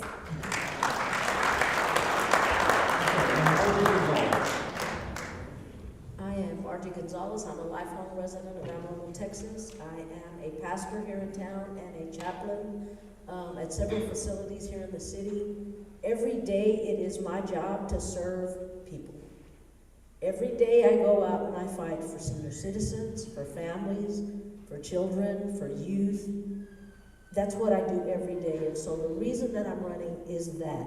I believe that I've got three things that I want to emphasize. Number one is accountability. I think that as city council members, we have to remember that we are accountable to you. We're not hired, we are elected. We don't make our decisions, we make your decisions, or we reflect your decisions, I should say. I believe that we need to have greater awareness. I want everybody in the city to win, not just a select few. That's your time. Thank you. Vote for me, city. Hi, I'm Chip Hunt. I'm, of course, running for the biggest spot on the council, apparently. I am not a native to Amarillo. I have lived here longer than some of my constituents. I have been born. I've been here over 35 years. I chose to move here with not a dime in my pocket and no place to live. I have a very diversified background. I think that I bring an awful lot to the table. I have a lot of stuff. I've been in politics here for quite some time. I ran for JP in '98. I sat back for a while and built up my businesses and tried to make them much better, which I do have 3 of them here in Amarillo. I see tourists every single day for 30 years. I've dealt with the apartment complexes in real estate. I've done several different things and still do today. Okay. That's your time. No. I know. So for Margie and Chip, I might say maybe walk out a little bit from the table so you don't pick up the feedback. I didn't think, I'm sorry. Well, so I'm going to give you all, right off the bat, a question from the audience, and Chip, you can take it first. 30 seconds as a reminder for all the candidates, and all of you will have a chance to answer this. Will you pledge to refrain from issuing certificates of obligation during your first term, except in the case of a major emergency for the city? Chip? I will try to refrain from issuing any certificates at all, first term, second term, 50th term. I would like to see that we could find some other way to do it and maybe cut down some frivolous spending and get our mindset back to saving so that we will have money for those issues. All right, thank you. Margie?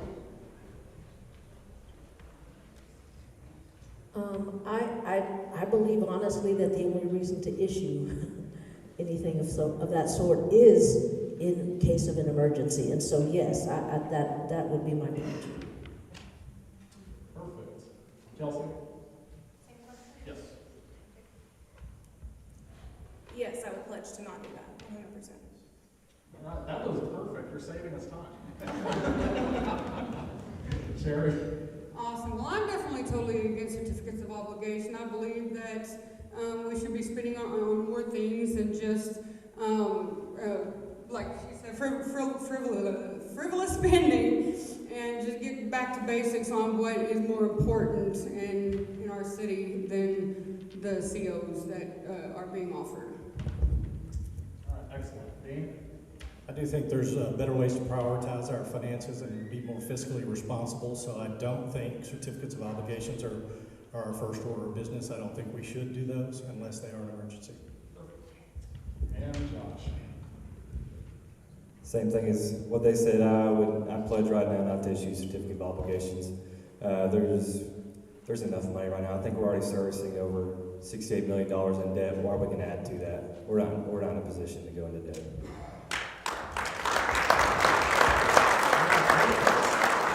I think almost all of you mentioned this in your opening statement, but another question from the audience. I'll let you take it first, Josh. And this is hard to answer in 30 seconds, but please try. What should the city of Amarillo's role be in helping the Amarillo Senior Citizens Association? I think our role is going to be to cast vision and listen to those senior citizens of what exactly they're going to need and what they want. Senior citizens, they're probably the majority of Amarillo. Those are the highest voter base, and those hold a dear place in my heart. I love the senior citizens. We're just going to have to work together as a team, cast vision, and do everything we can alongside with nonprofits to help that for the senior citizens.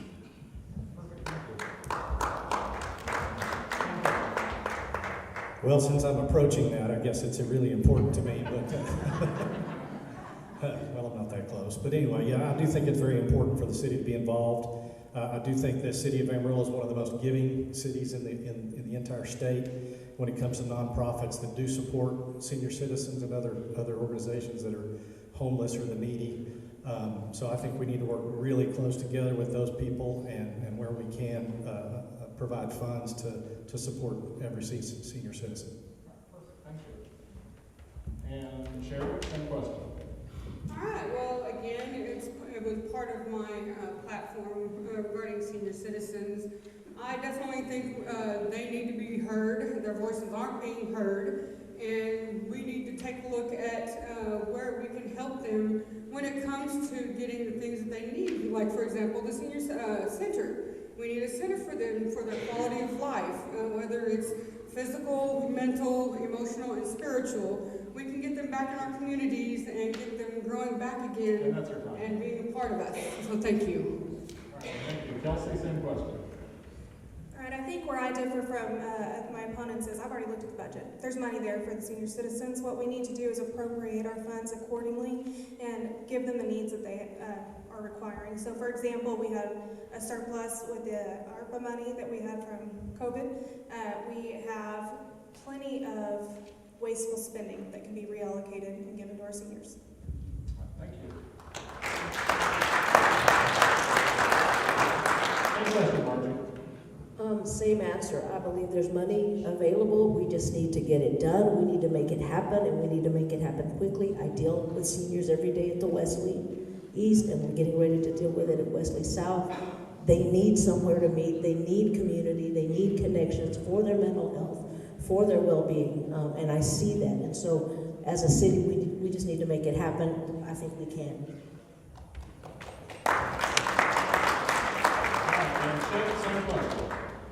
Okay, and as a senior citizen already, I totally agree. I did do a voting judge at the old senior citizens place. It was a wonderful place, and I would love to see us get it back to that quality.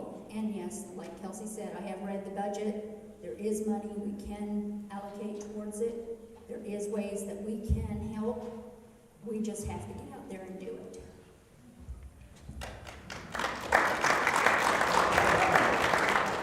Perfect. Now we're going to move into questions that are individually for each of you. Some of these are from the audience. Some of these come from our YouTube stream, but we're going to ask that the only person to answer this question is just you. So, Chip, we are going to start with you since you have the microphone.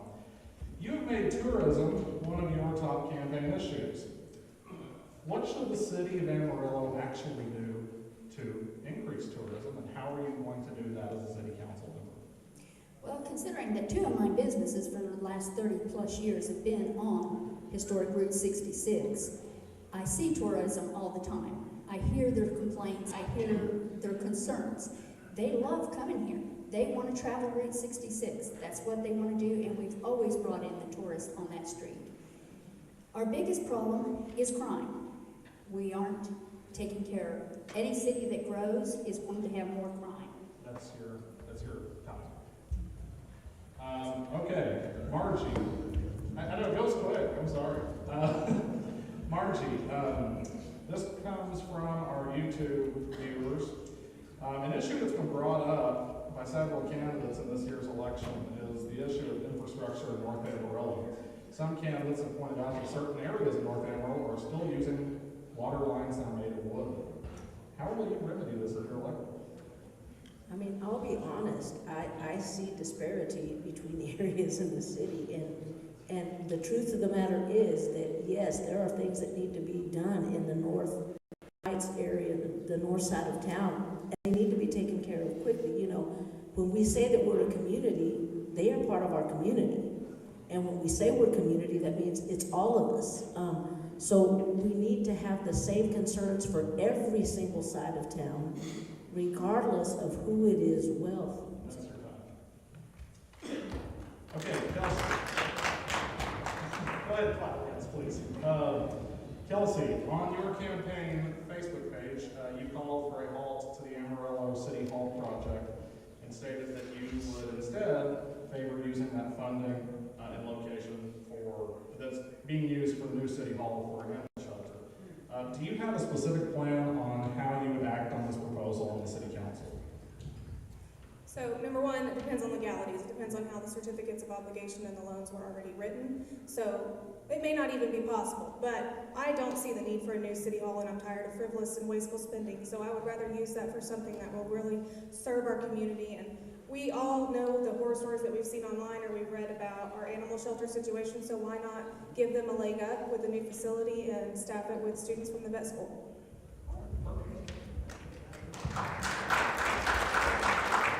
Okay, Sherry, this one comes from our audience. As a city council member, what are you going to do about all the potholes in Amarillo? Woo! Okay, first of all, we need to take care of every pothole in the city of Amarillo.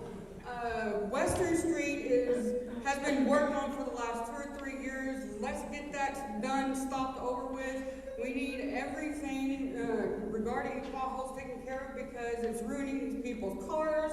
They're having to go and pay for their tires to be fixed on and everything like that. And we just need to stop Western Street and get these potholes fixed. Thank you, Sherry. Okay, this question comes to us via email. Should Amarillo move our city elections to November? Oh, that's a good question. That's a debate that I've heard a few times. I think that, personally, I think that there's more turnout in the November election, so I think that's good. However, I think some of the federal and state elections take away from what we see right here. People that are very involved in what we do at the city. And I think government is more important right here locally than it is in the state and the federal. I think that this is our home. Perfect. Thank you. And Josh, finally, some critics of yours have claimed that as a firefighter, you would unfairly favor the fire department in decisions on the budget. Not my question, folks, I'm sorry. Can you address? Well, I have the caveat of being a fireman, so I can see where they're coming from on that. But, if elected, my job is to serve the citizens of Amarillo just like I have for the past 8 years for being a public servant. I know those guys, public safety in general, they're going to be able to have those hard conversations if something does come up and they can't, get raises or anything of that manner. But I don't. Yeah. Thank you.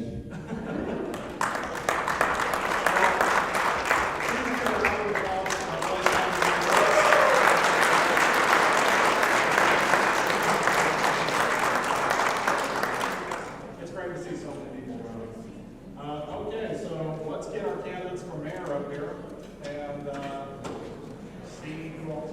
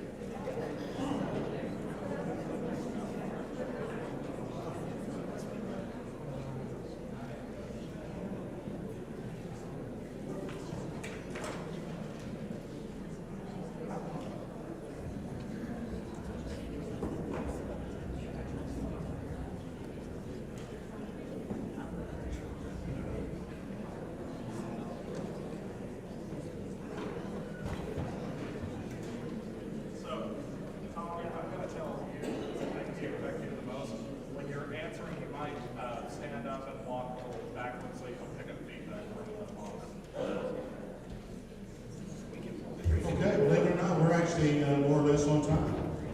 That is not an invitation for you to abuse the situation. Now, we're doing good on time. Let's get to meet these candidates for mayor of the city of Amarillo. We're going to start right here next to me and introduce yourself and spend about a minute on introducing yourself and telling people who you are. Well, good evening. I'm Jeffrey McGonigal. Anybody hear my poem? Has anybody heard my poem?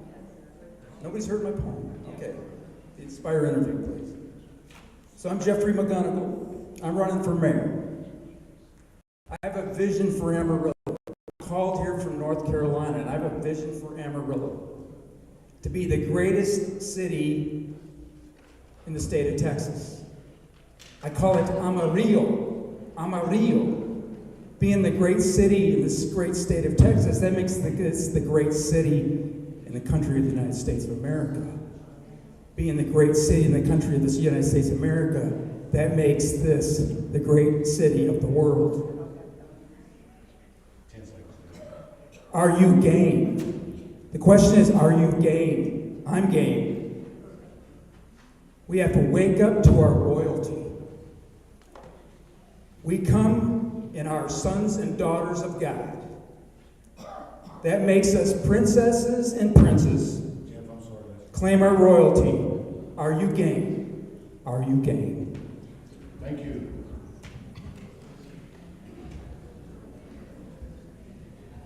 So good evening, my name is Cole Stanley. I am City Council Place 1 of the great city of Amarillo. And so thank you guys for having us here. I've had the privilege and honor of representing you as City Council Place 1 for the last 2 years. I've learned more in the last 2 years and grown as a person and matured in civics and policy than I could have ever expected. I'm a lifelong native here in Amarillo, Texas, grew up here. I have my lovely bride back here, Shiloh. We've been married 23 years. We have 2 beautiful daughters that are 22 and 18. And so before too long, we're going to need to find another hobby other than just local politics, I think. I really appreciate that we are trying as a core group of people to get back to basics. It's very important that we prioritize our fundamentals, that we focus on our first responders, police and fire first, streets and infrastructure, and then we deal with cleaning up the city. We take care of trash, we take care of the quality of life, we help our homeless, but at the same time, we police the things that we need to on the front end so that we have less of that to deal with as we go forward. Thank you very much, appreciate you.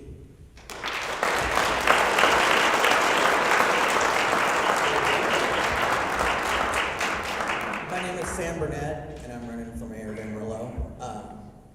It's real simple. I think that we need to put our community first. We need to get back to community.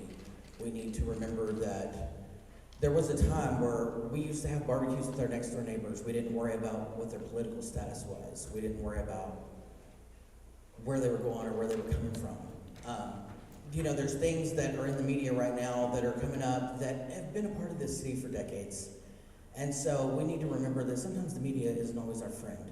And we need to remember that we need to see with our own eyes, and we need to live with our own eyes, and we need to remember that we need to love the least of these the same way we would love the best of these. And so I think that there's not one community that's better than another, and we should not be able to draw sand lines in our neighborhoods. We should flow from one neighborhood to another and not realize where we're the north, south, east, or west. And that's the big thing that we have to work on, is being one community and not several different communities.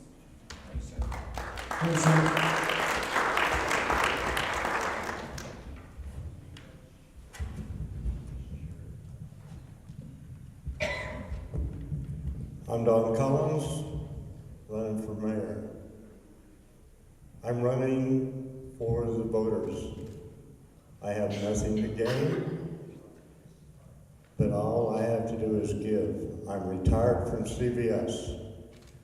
I want equal ground. There has been, senior citizens has been left out. They haven't even been the second thought. We need to make sure that they are with the first slot with everybody else. They need a place to gather, a place to meet. There are seniors out there that are scared to leave their homes. There are seniors out there that can't pay their bills.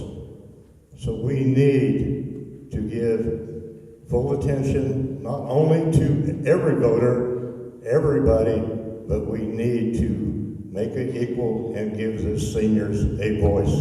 Thank you, Tom. Thank you, Tom.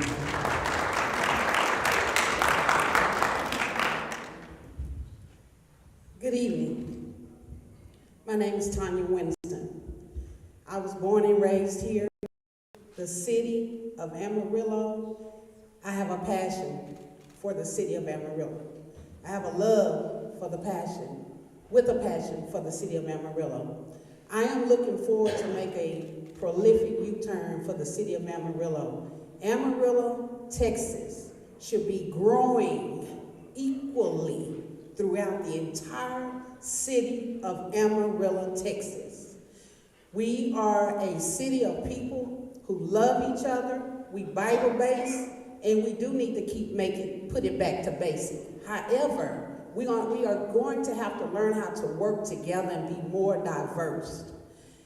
All I'm going to say is take a ride all around the city of Amarillo, Loop 335, and you will see how the city of Amarillo is growing and it's not growing equally. Safety and security is important. Our first responders is important. Our children are important. And y'all, we are important.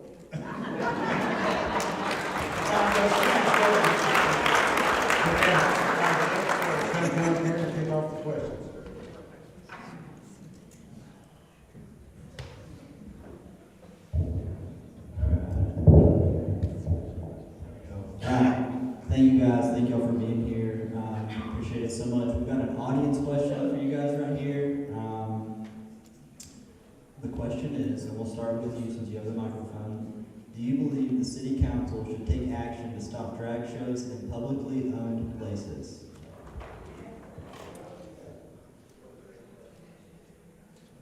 It is a great question. Repeat it. Do you believe the city council should take action to stop drag shows in publicly owned places? In publicly owned places? No. No, I don't.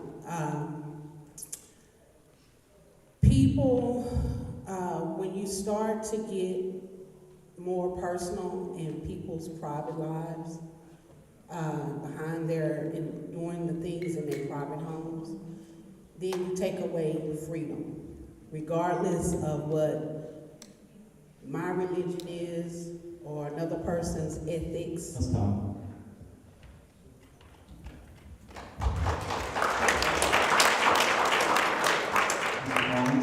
Same question. The city needs to stay out of personal lives. It is none of their business. The city business is for the people and for the betterment of the city. Thank you.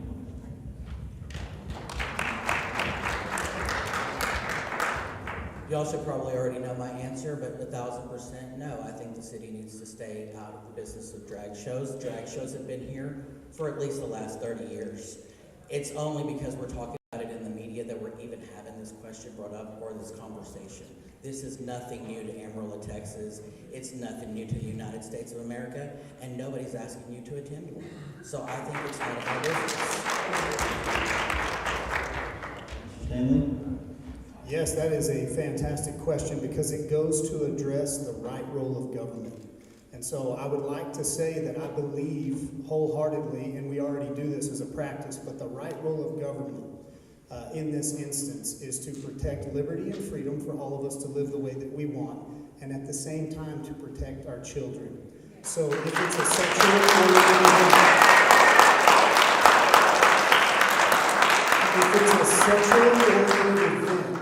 then we have a role and a responsibility to protect children. But adults should be able to meet in the parks and at any public building, and you have the right to lease anything, just like your Christian Bible study group does, and you need to be protected. However, if it's not a sexually oriented event, if it's a pageant show with men that like to dress up like women, I have no problem with that.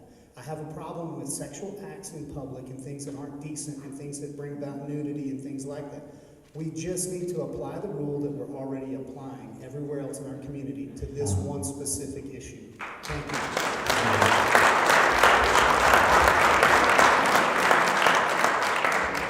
Again, I look at the legal, from a legal standpoint, is how things were handled.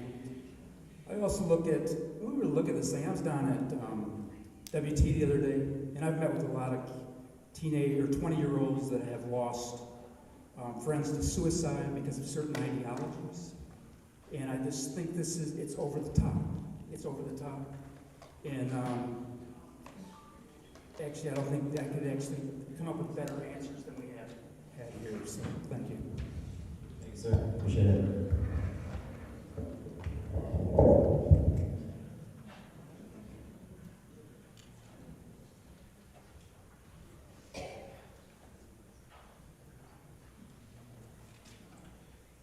Let's start at this end and we'll work our way back again. My question is, we've heard a whole lot and seen a whole lot about the debt going up in Amarillo and the tax basis for all of our housing in Amarillo. Hasn't been a whole lot of talk about how to get rid of that debt. How do we get rid of that debt, and how would you approach this problem, Ms. Mayor? I've never been in politics before. I'm coming into this late. But what I do is we're going to come together as a council and so forth. And I expect everybody to be at the top of their game. We're going to have experts to come in and so forth. What I'm looking at is we're looking at a huge growth here. A huge amount of growth. And we've got 45 things we need to address that I've come across. And we got to look at those things. And I'm going to ask y'all, what are you willing to pay for? What are you willing to pay for? I'm going to leave it at that. Thank you. Cole?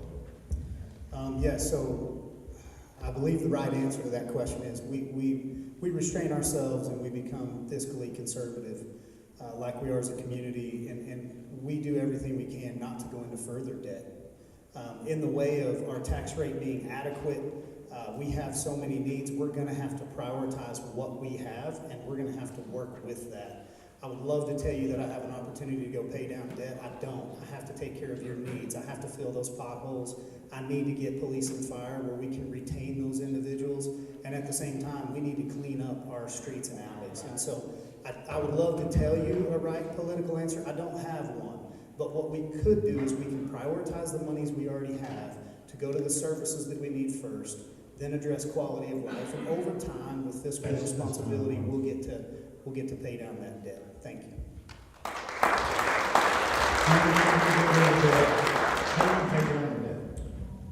Well, I'm kind of on the same page as Cole on this one, actually, believe it or not, is that we have to do a lot of cleanup because we're not going to bring any more income into the city without cleaning up our streets, without giving us a safer space. I mean, our crime rate has went up, and we have got to address that quickly.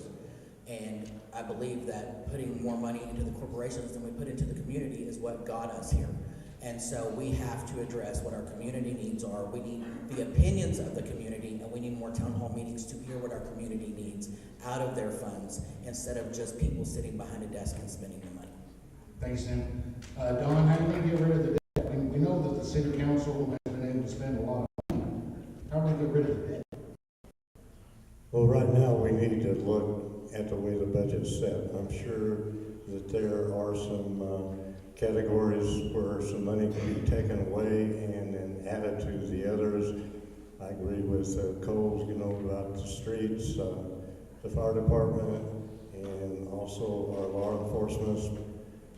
But until we get that all addressed, and then we can look at a way of cutting the budget.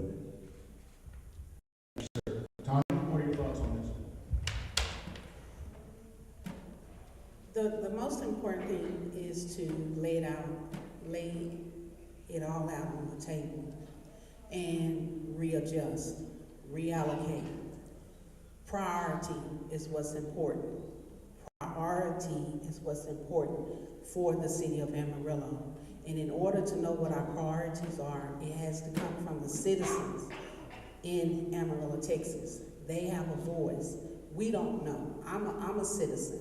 So we need to prioritize and keep going until we run out of time, because I think this is the race that everyone really wanted to hear about tonight. We really want to find out where y'all stand on the issues. This question came in a little while ago, and I think this is a really interesting. A lot of people are going to want to hear those answers on it. So I'm just going to the microphone. You go first, and everyone will get a crack at this one. Last year, Mayor Nelson signed a letter from big city mayors following the Uvalde shooting, advocating for more gun control restrictions and asking the governor to make that a legislative priority. If you were mayor, When it comes to assault rifles, I just can't see a purpose for those. And I also have a question: is why are there so many guns here? Why are there so many guns here in Amarillo, Texas? It's a rhetorical question. I just want to throw out there. Thank you. all right, thank you very much. Actually, you can hold on to that because Jake's got the next question. All right. Okay, so, Jake. Thank you, Thomas. So we'll start with you, Mike. How do you feel about using municipal inmates for some of the cleanup and city labor intensive projects to save money and help with their rehabilitation? I'm all about that. We use that back in Charlotte, North Carolina, very much regularly. I think it's great the guys get out into the public. They get exercise. I'm a life coach. I'm all about health. I'm all about health. I'm all about mental health. And they need that, so I'm all about that. Yeah, same question. I had the honor and privilege of serving at TDCJ as a volunteer chaplain for 5 years. I've been on the inside of those prison walls, and I have some brothers in white out there. It's phenomenal if they can get outside of that on a trustee program. It would clean up our community. It would also get them back into society. It would help them with the monotony of their day and build relationships and all sorts of benefits. So with the correct organization, absolutely, that would be something good for everyone.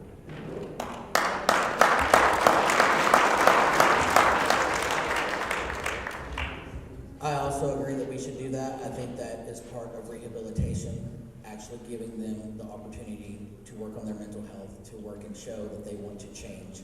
We don't know that by setting them in four walls. It will help the city, it will help them, and possibly it can help with our overcrowding of the facilities as well, as they work their way to get out of the places. Could you repeat that question, please? I have a hard time. How do you feel about using municipal inmates for some of the cleanup and city labor intensive projects to save money and help with their rehabilitation?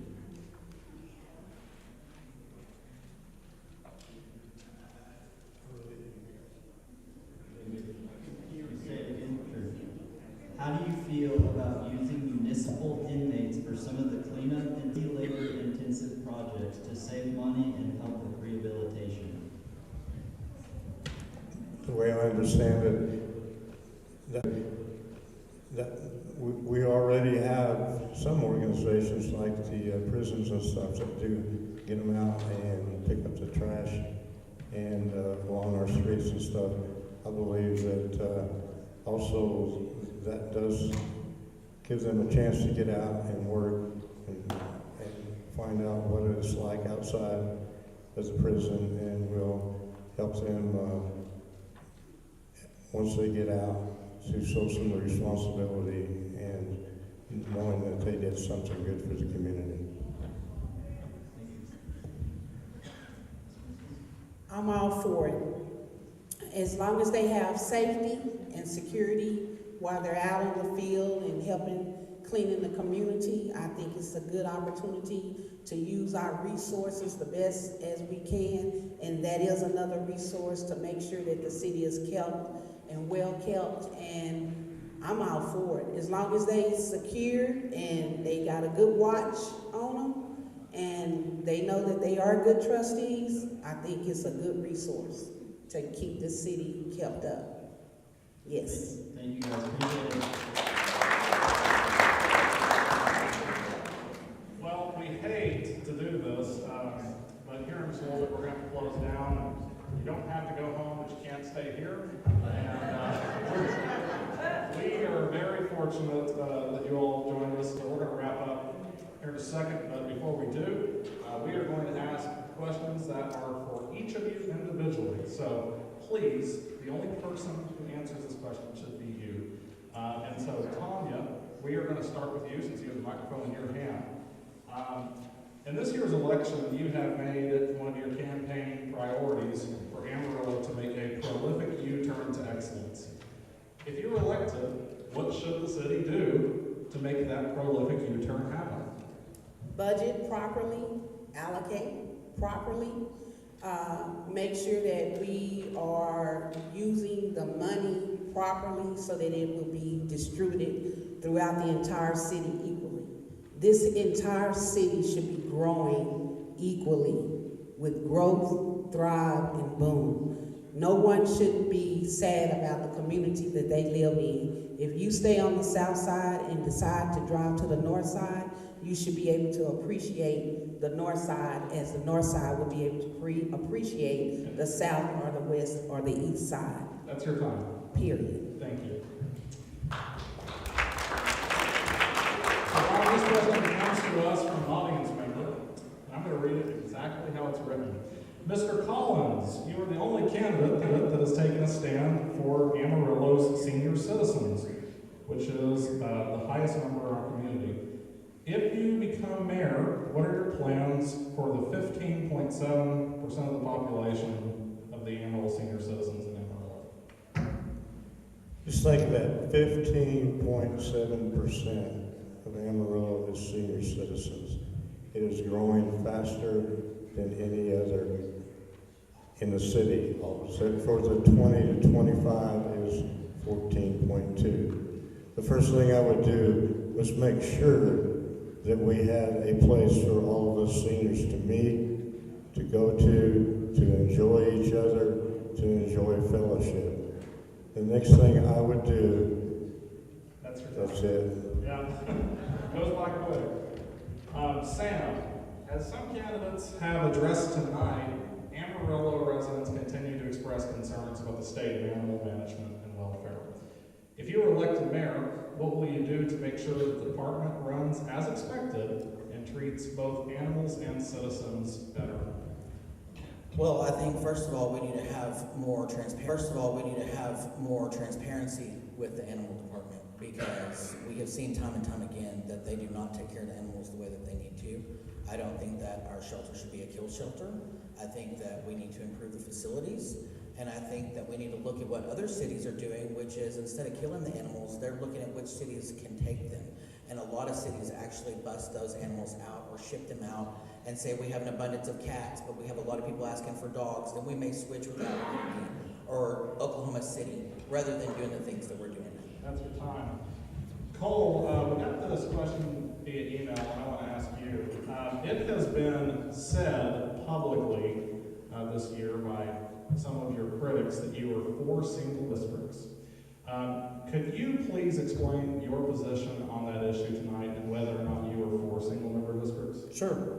So I am not for a true single-member district. Have never been for that. There are many, many problems when you have a true single-member district city, and I don't think that that would help us. It would cause divisiveness. It would be harder to get things done. It would actually grow your budget. Some of the state and federal laws are going to require that if you have single-member districts, you would have different admin and staff for each individual district. It also doesn't help us in having a true representation. However, what I did say is that I would want to look at potentially growing. Oh, thank you. Appreciate it.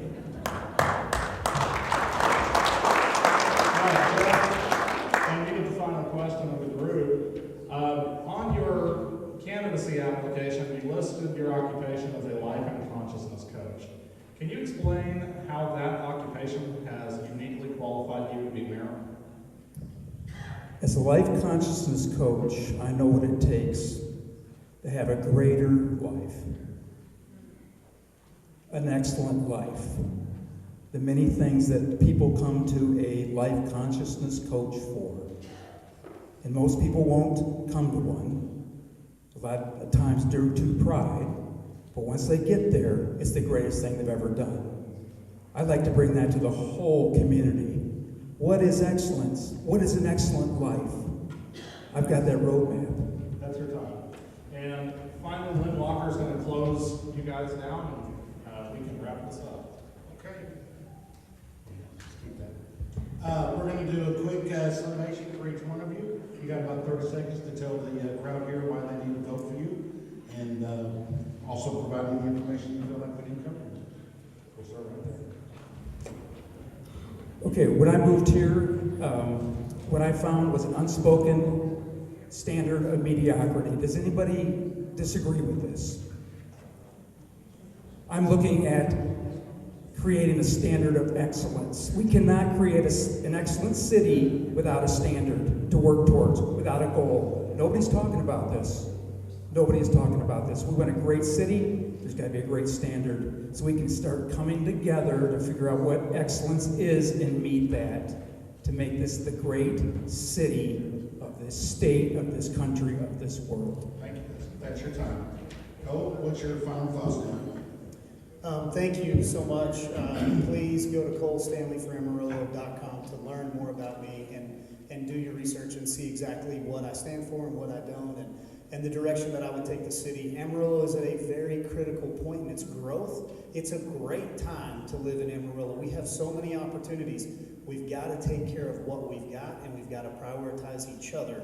I'm uniquely equipped, and I sit in a spot right now to where we truly can take the us versus them away and get back to doing business like true Amarilloans and true Texans.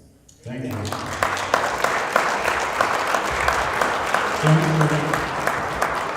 You can find my Facebook page at Sam Burnett for Mayor. I just want to focus on the fact that we are only as strong as our weakest link.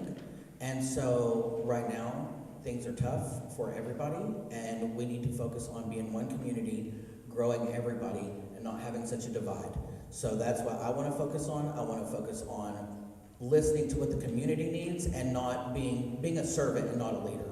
We need to have people who are going to listen and vote the way the community asks them to vote. Perfect. Thank you. Don? Glad you're all here this evening. Thanks for inviting us all to be here. You can find out more about me on my Facebook, Don Collins for Mayor. I have a new direction for Amarillo. I have a new vision, a new voice. I have no career demands. I have no financial demands. I'm here to serve the voters and to serve Amarillo. I love Amarillo. Amarillo is a beautiful city. We just need to find that new direction and turn it around. Thank you. you. Tanya, what's your last word? Amarillo has been stagnant for far too long. We're growing, but we're not growing like we should grow equally. I'm about togetherness, better together. I'm about bringing people together. And I just believe that everyone is happy when everyone is comfortable. So when you are able to have a voice in your community and the council is there to listen, that's what's important. And I'm that hands-on individual. I'm the lady for the seat. I am willing to sit down and listen. I'm willing to get out in the field and get to know people and find out what the problem is and the issues so that this city can be in excellence. Thank you, Tony. Okay, ladies and gentlemen.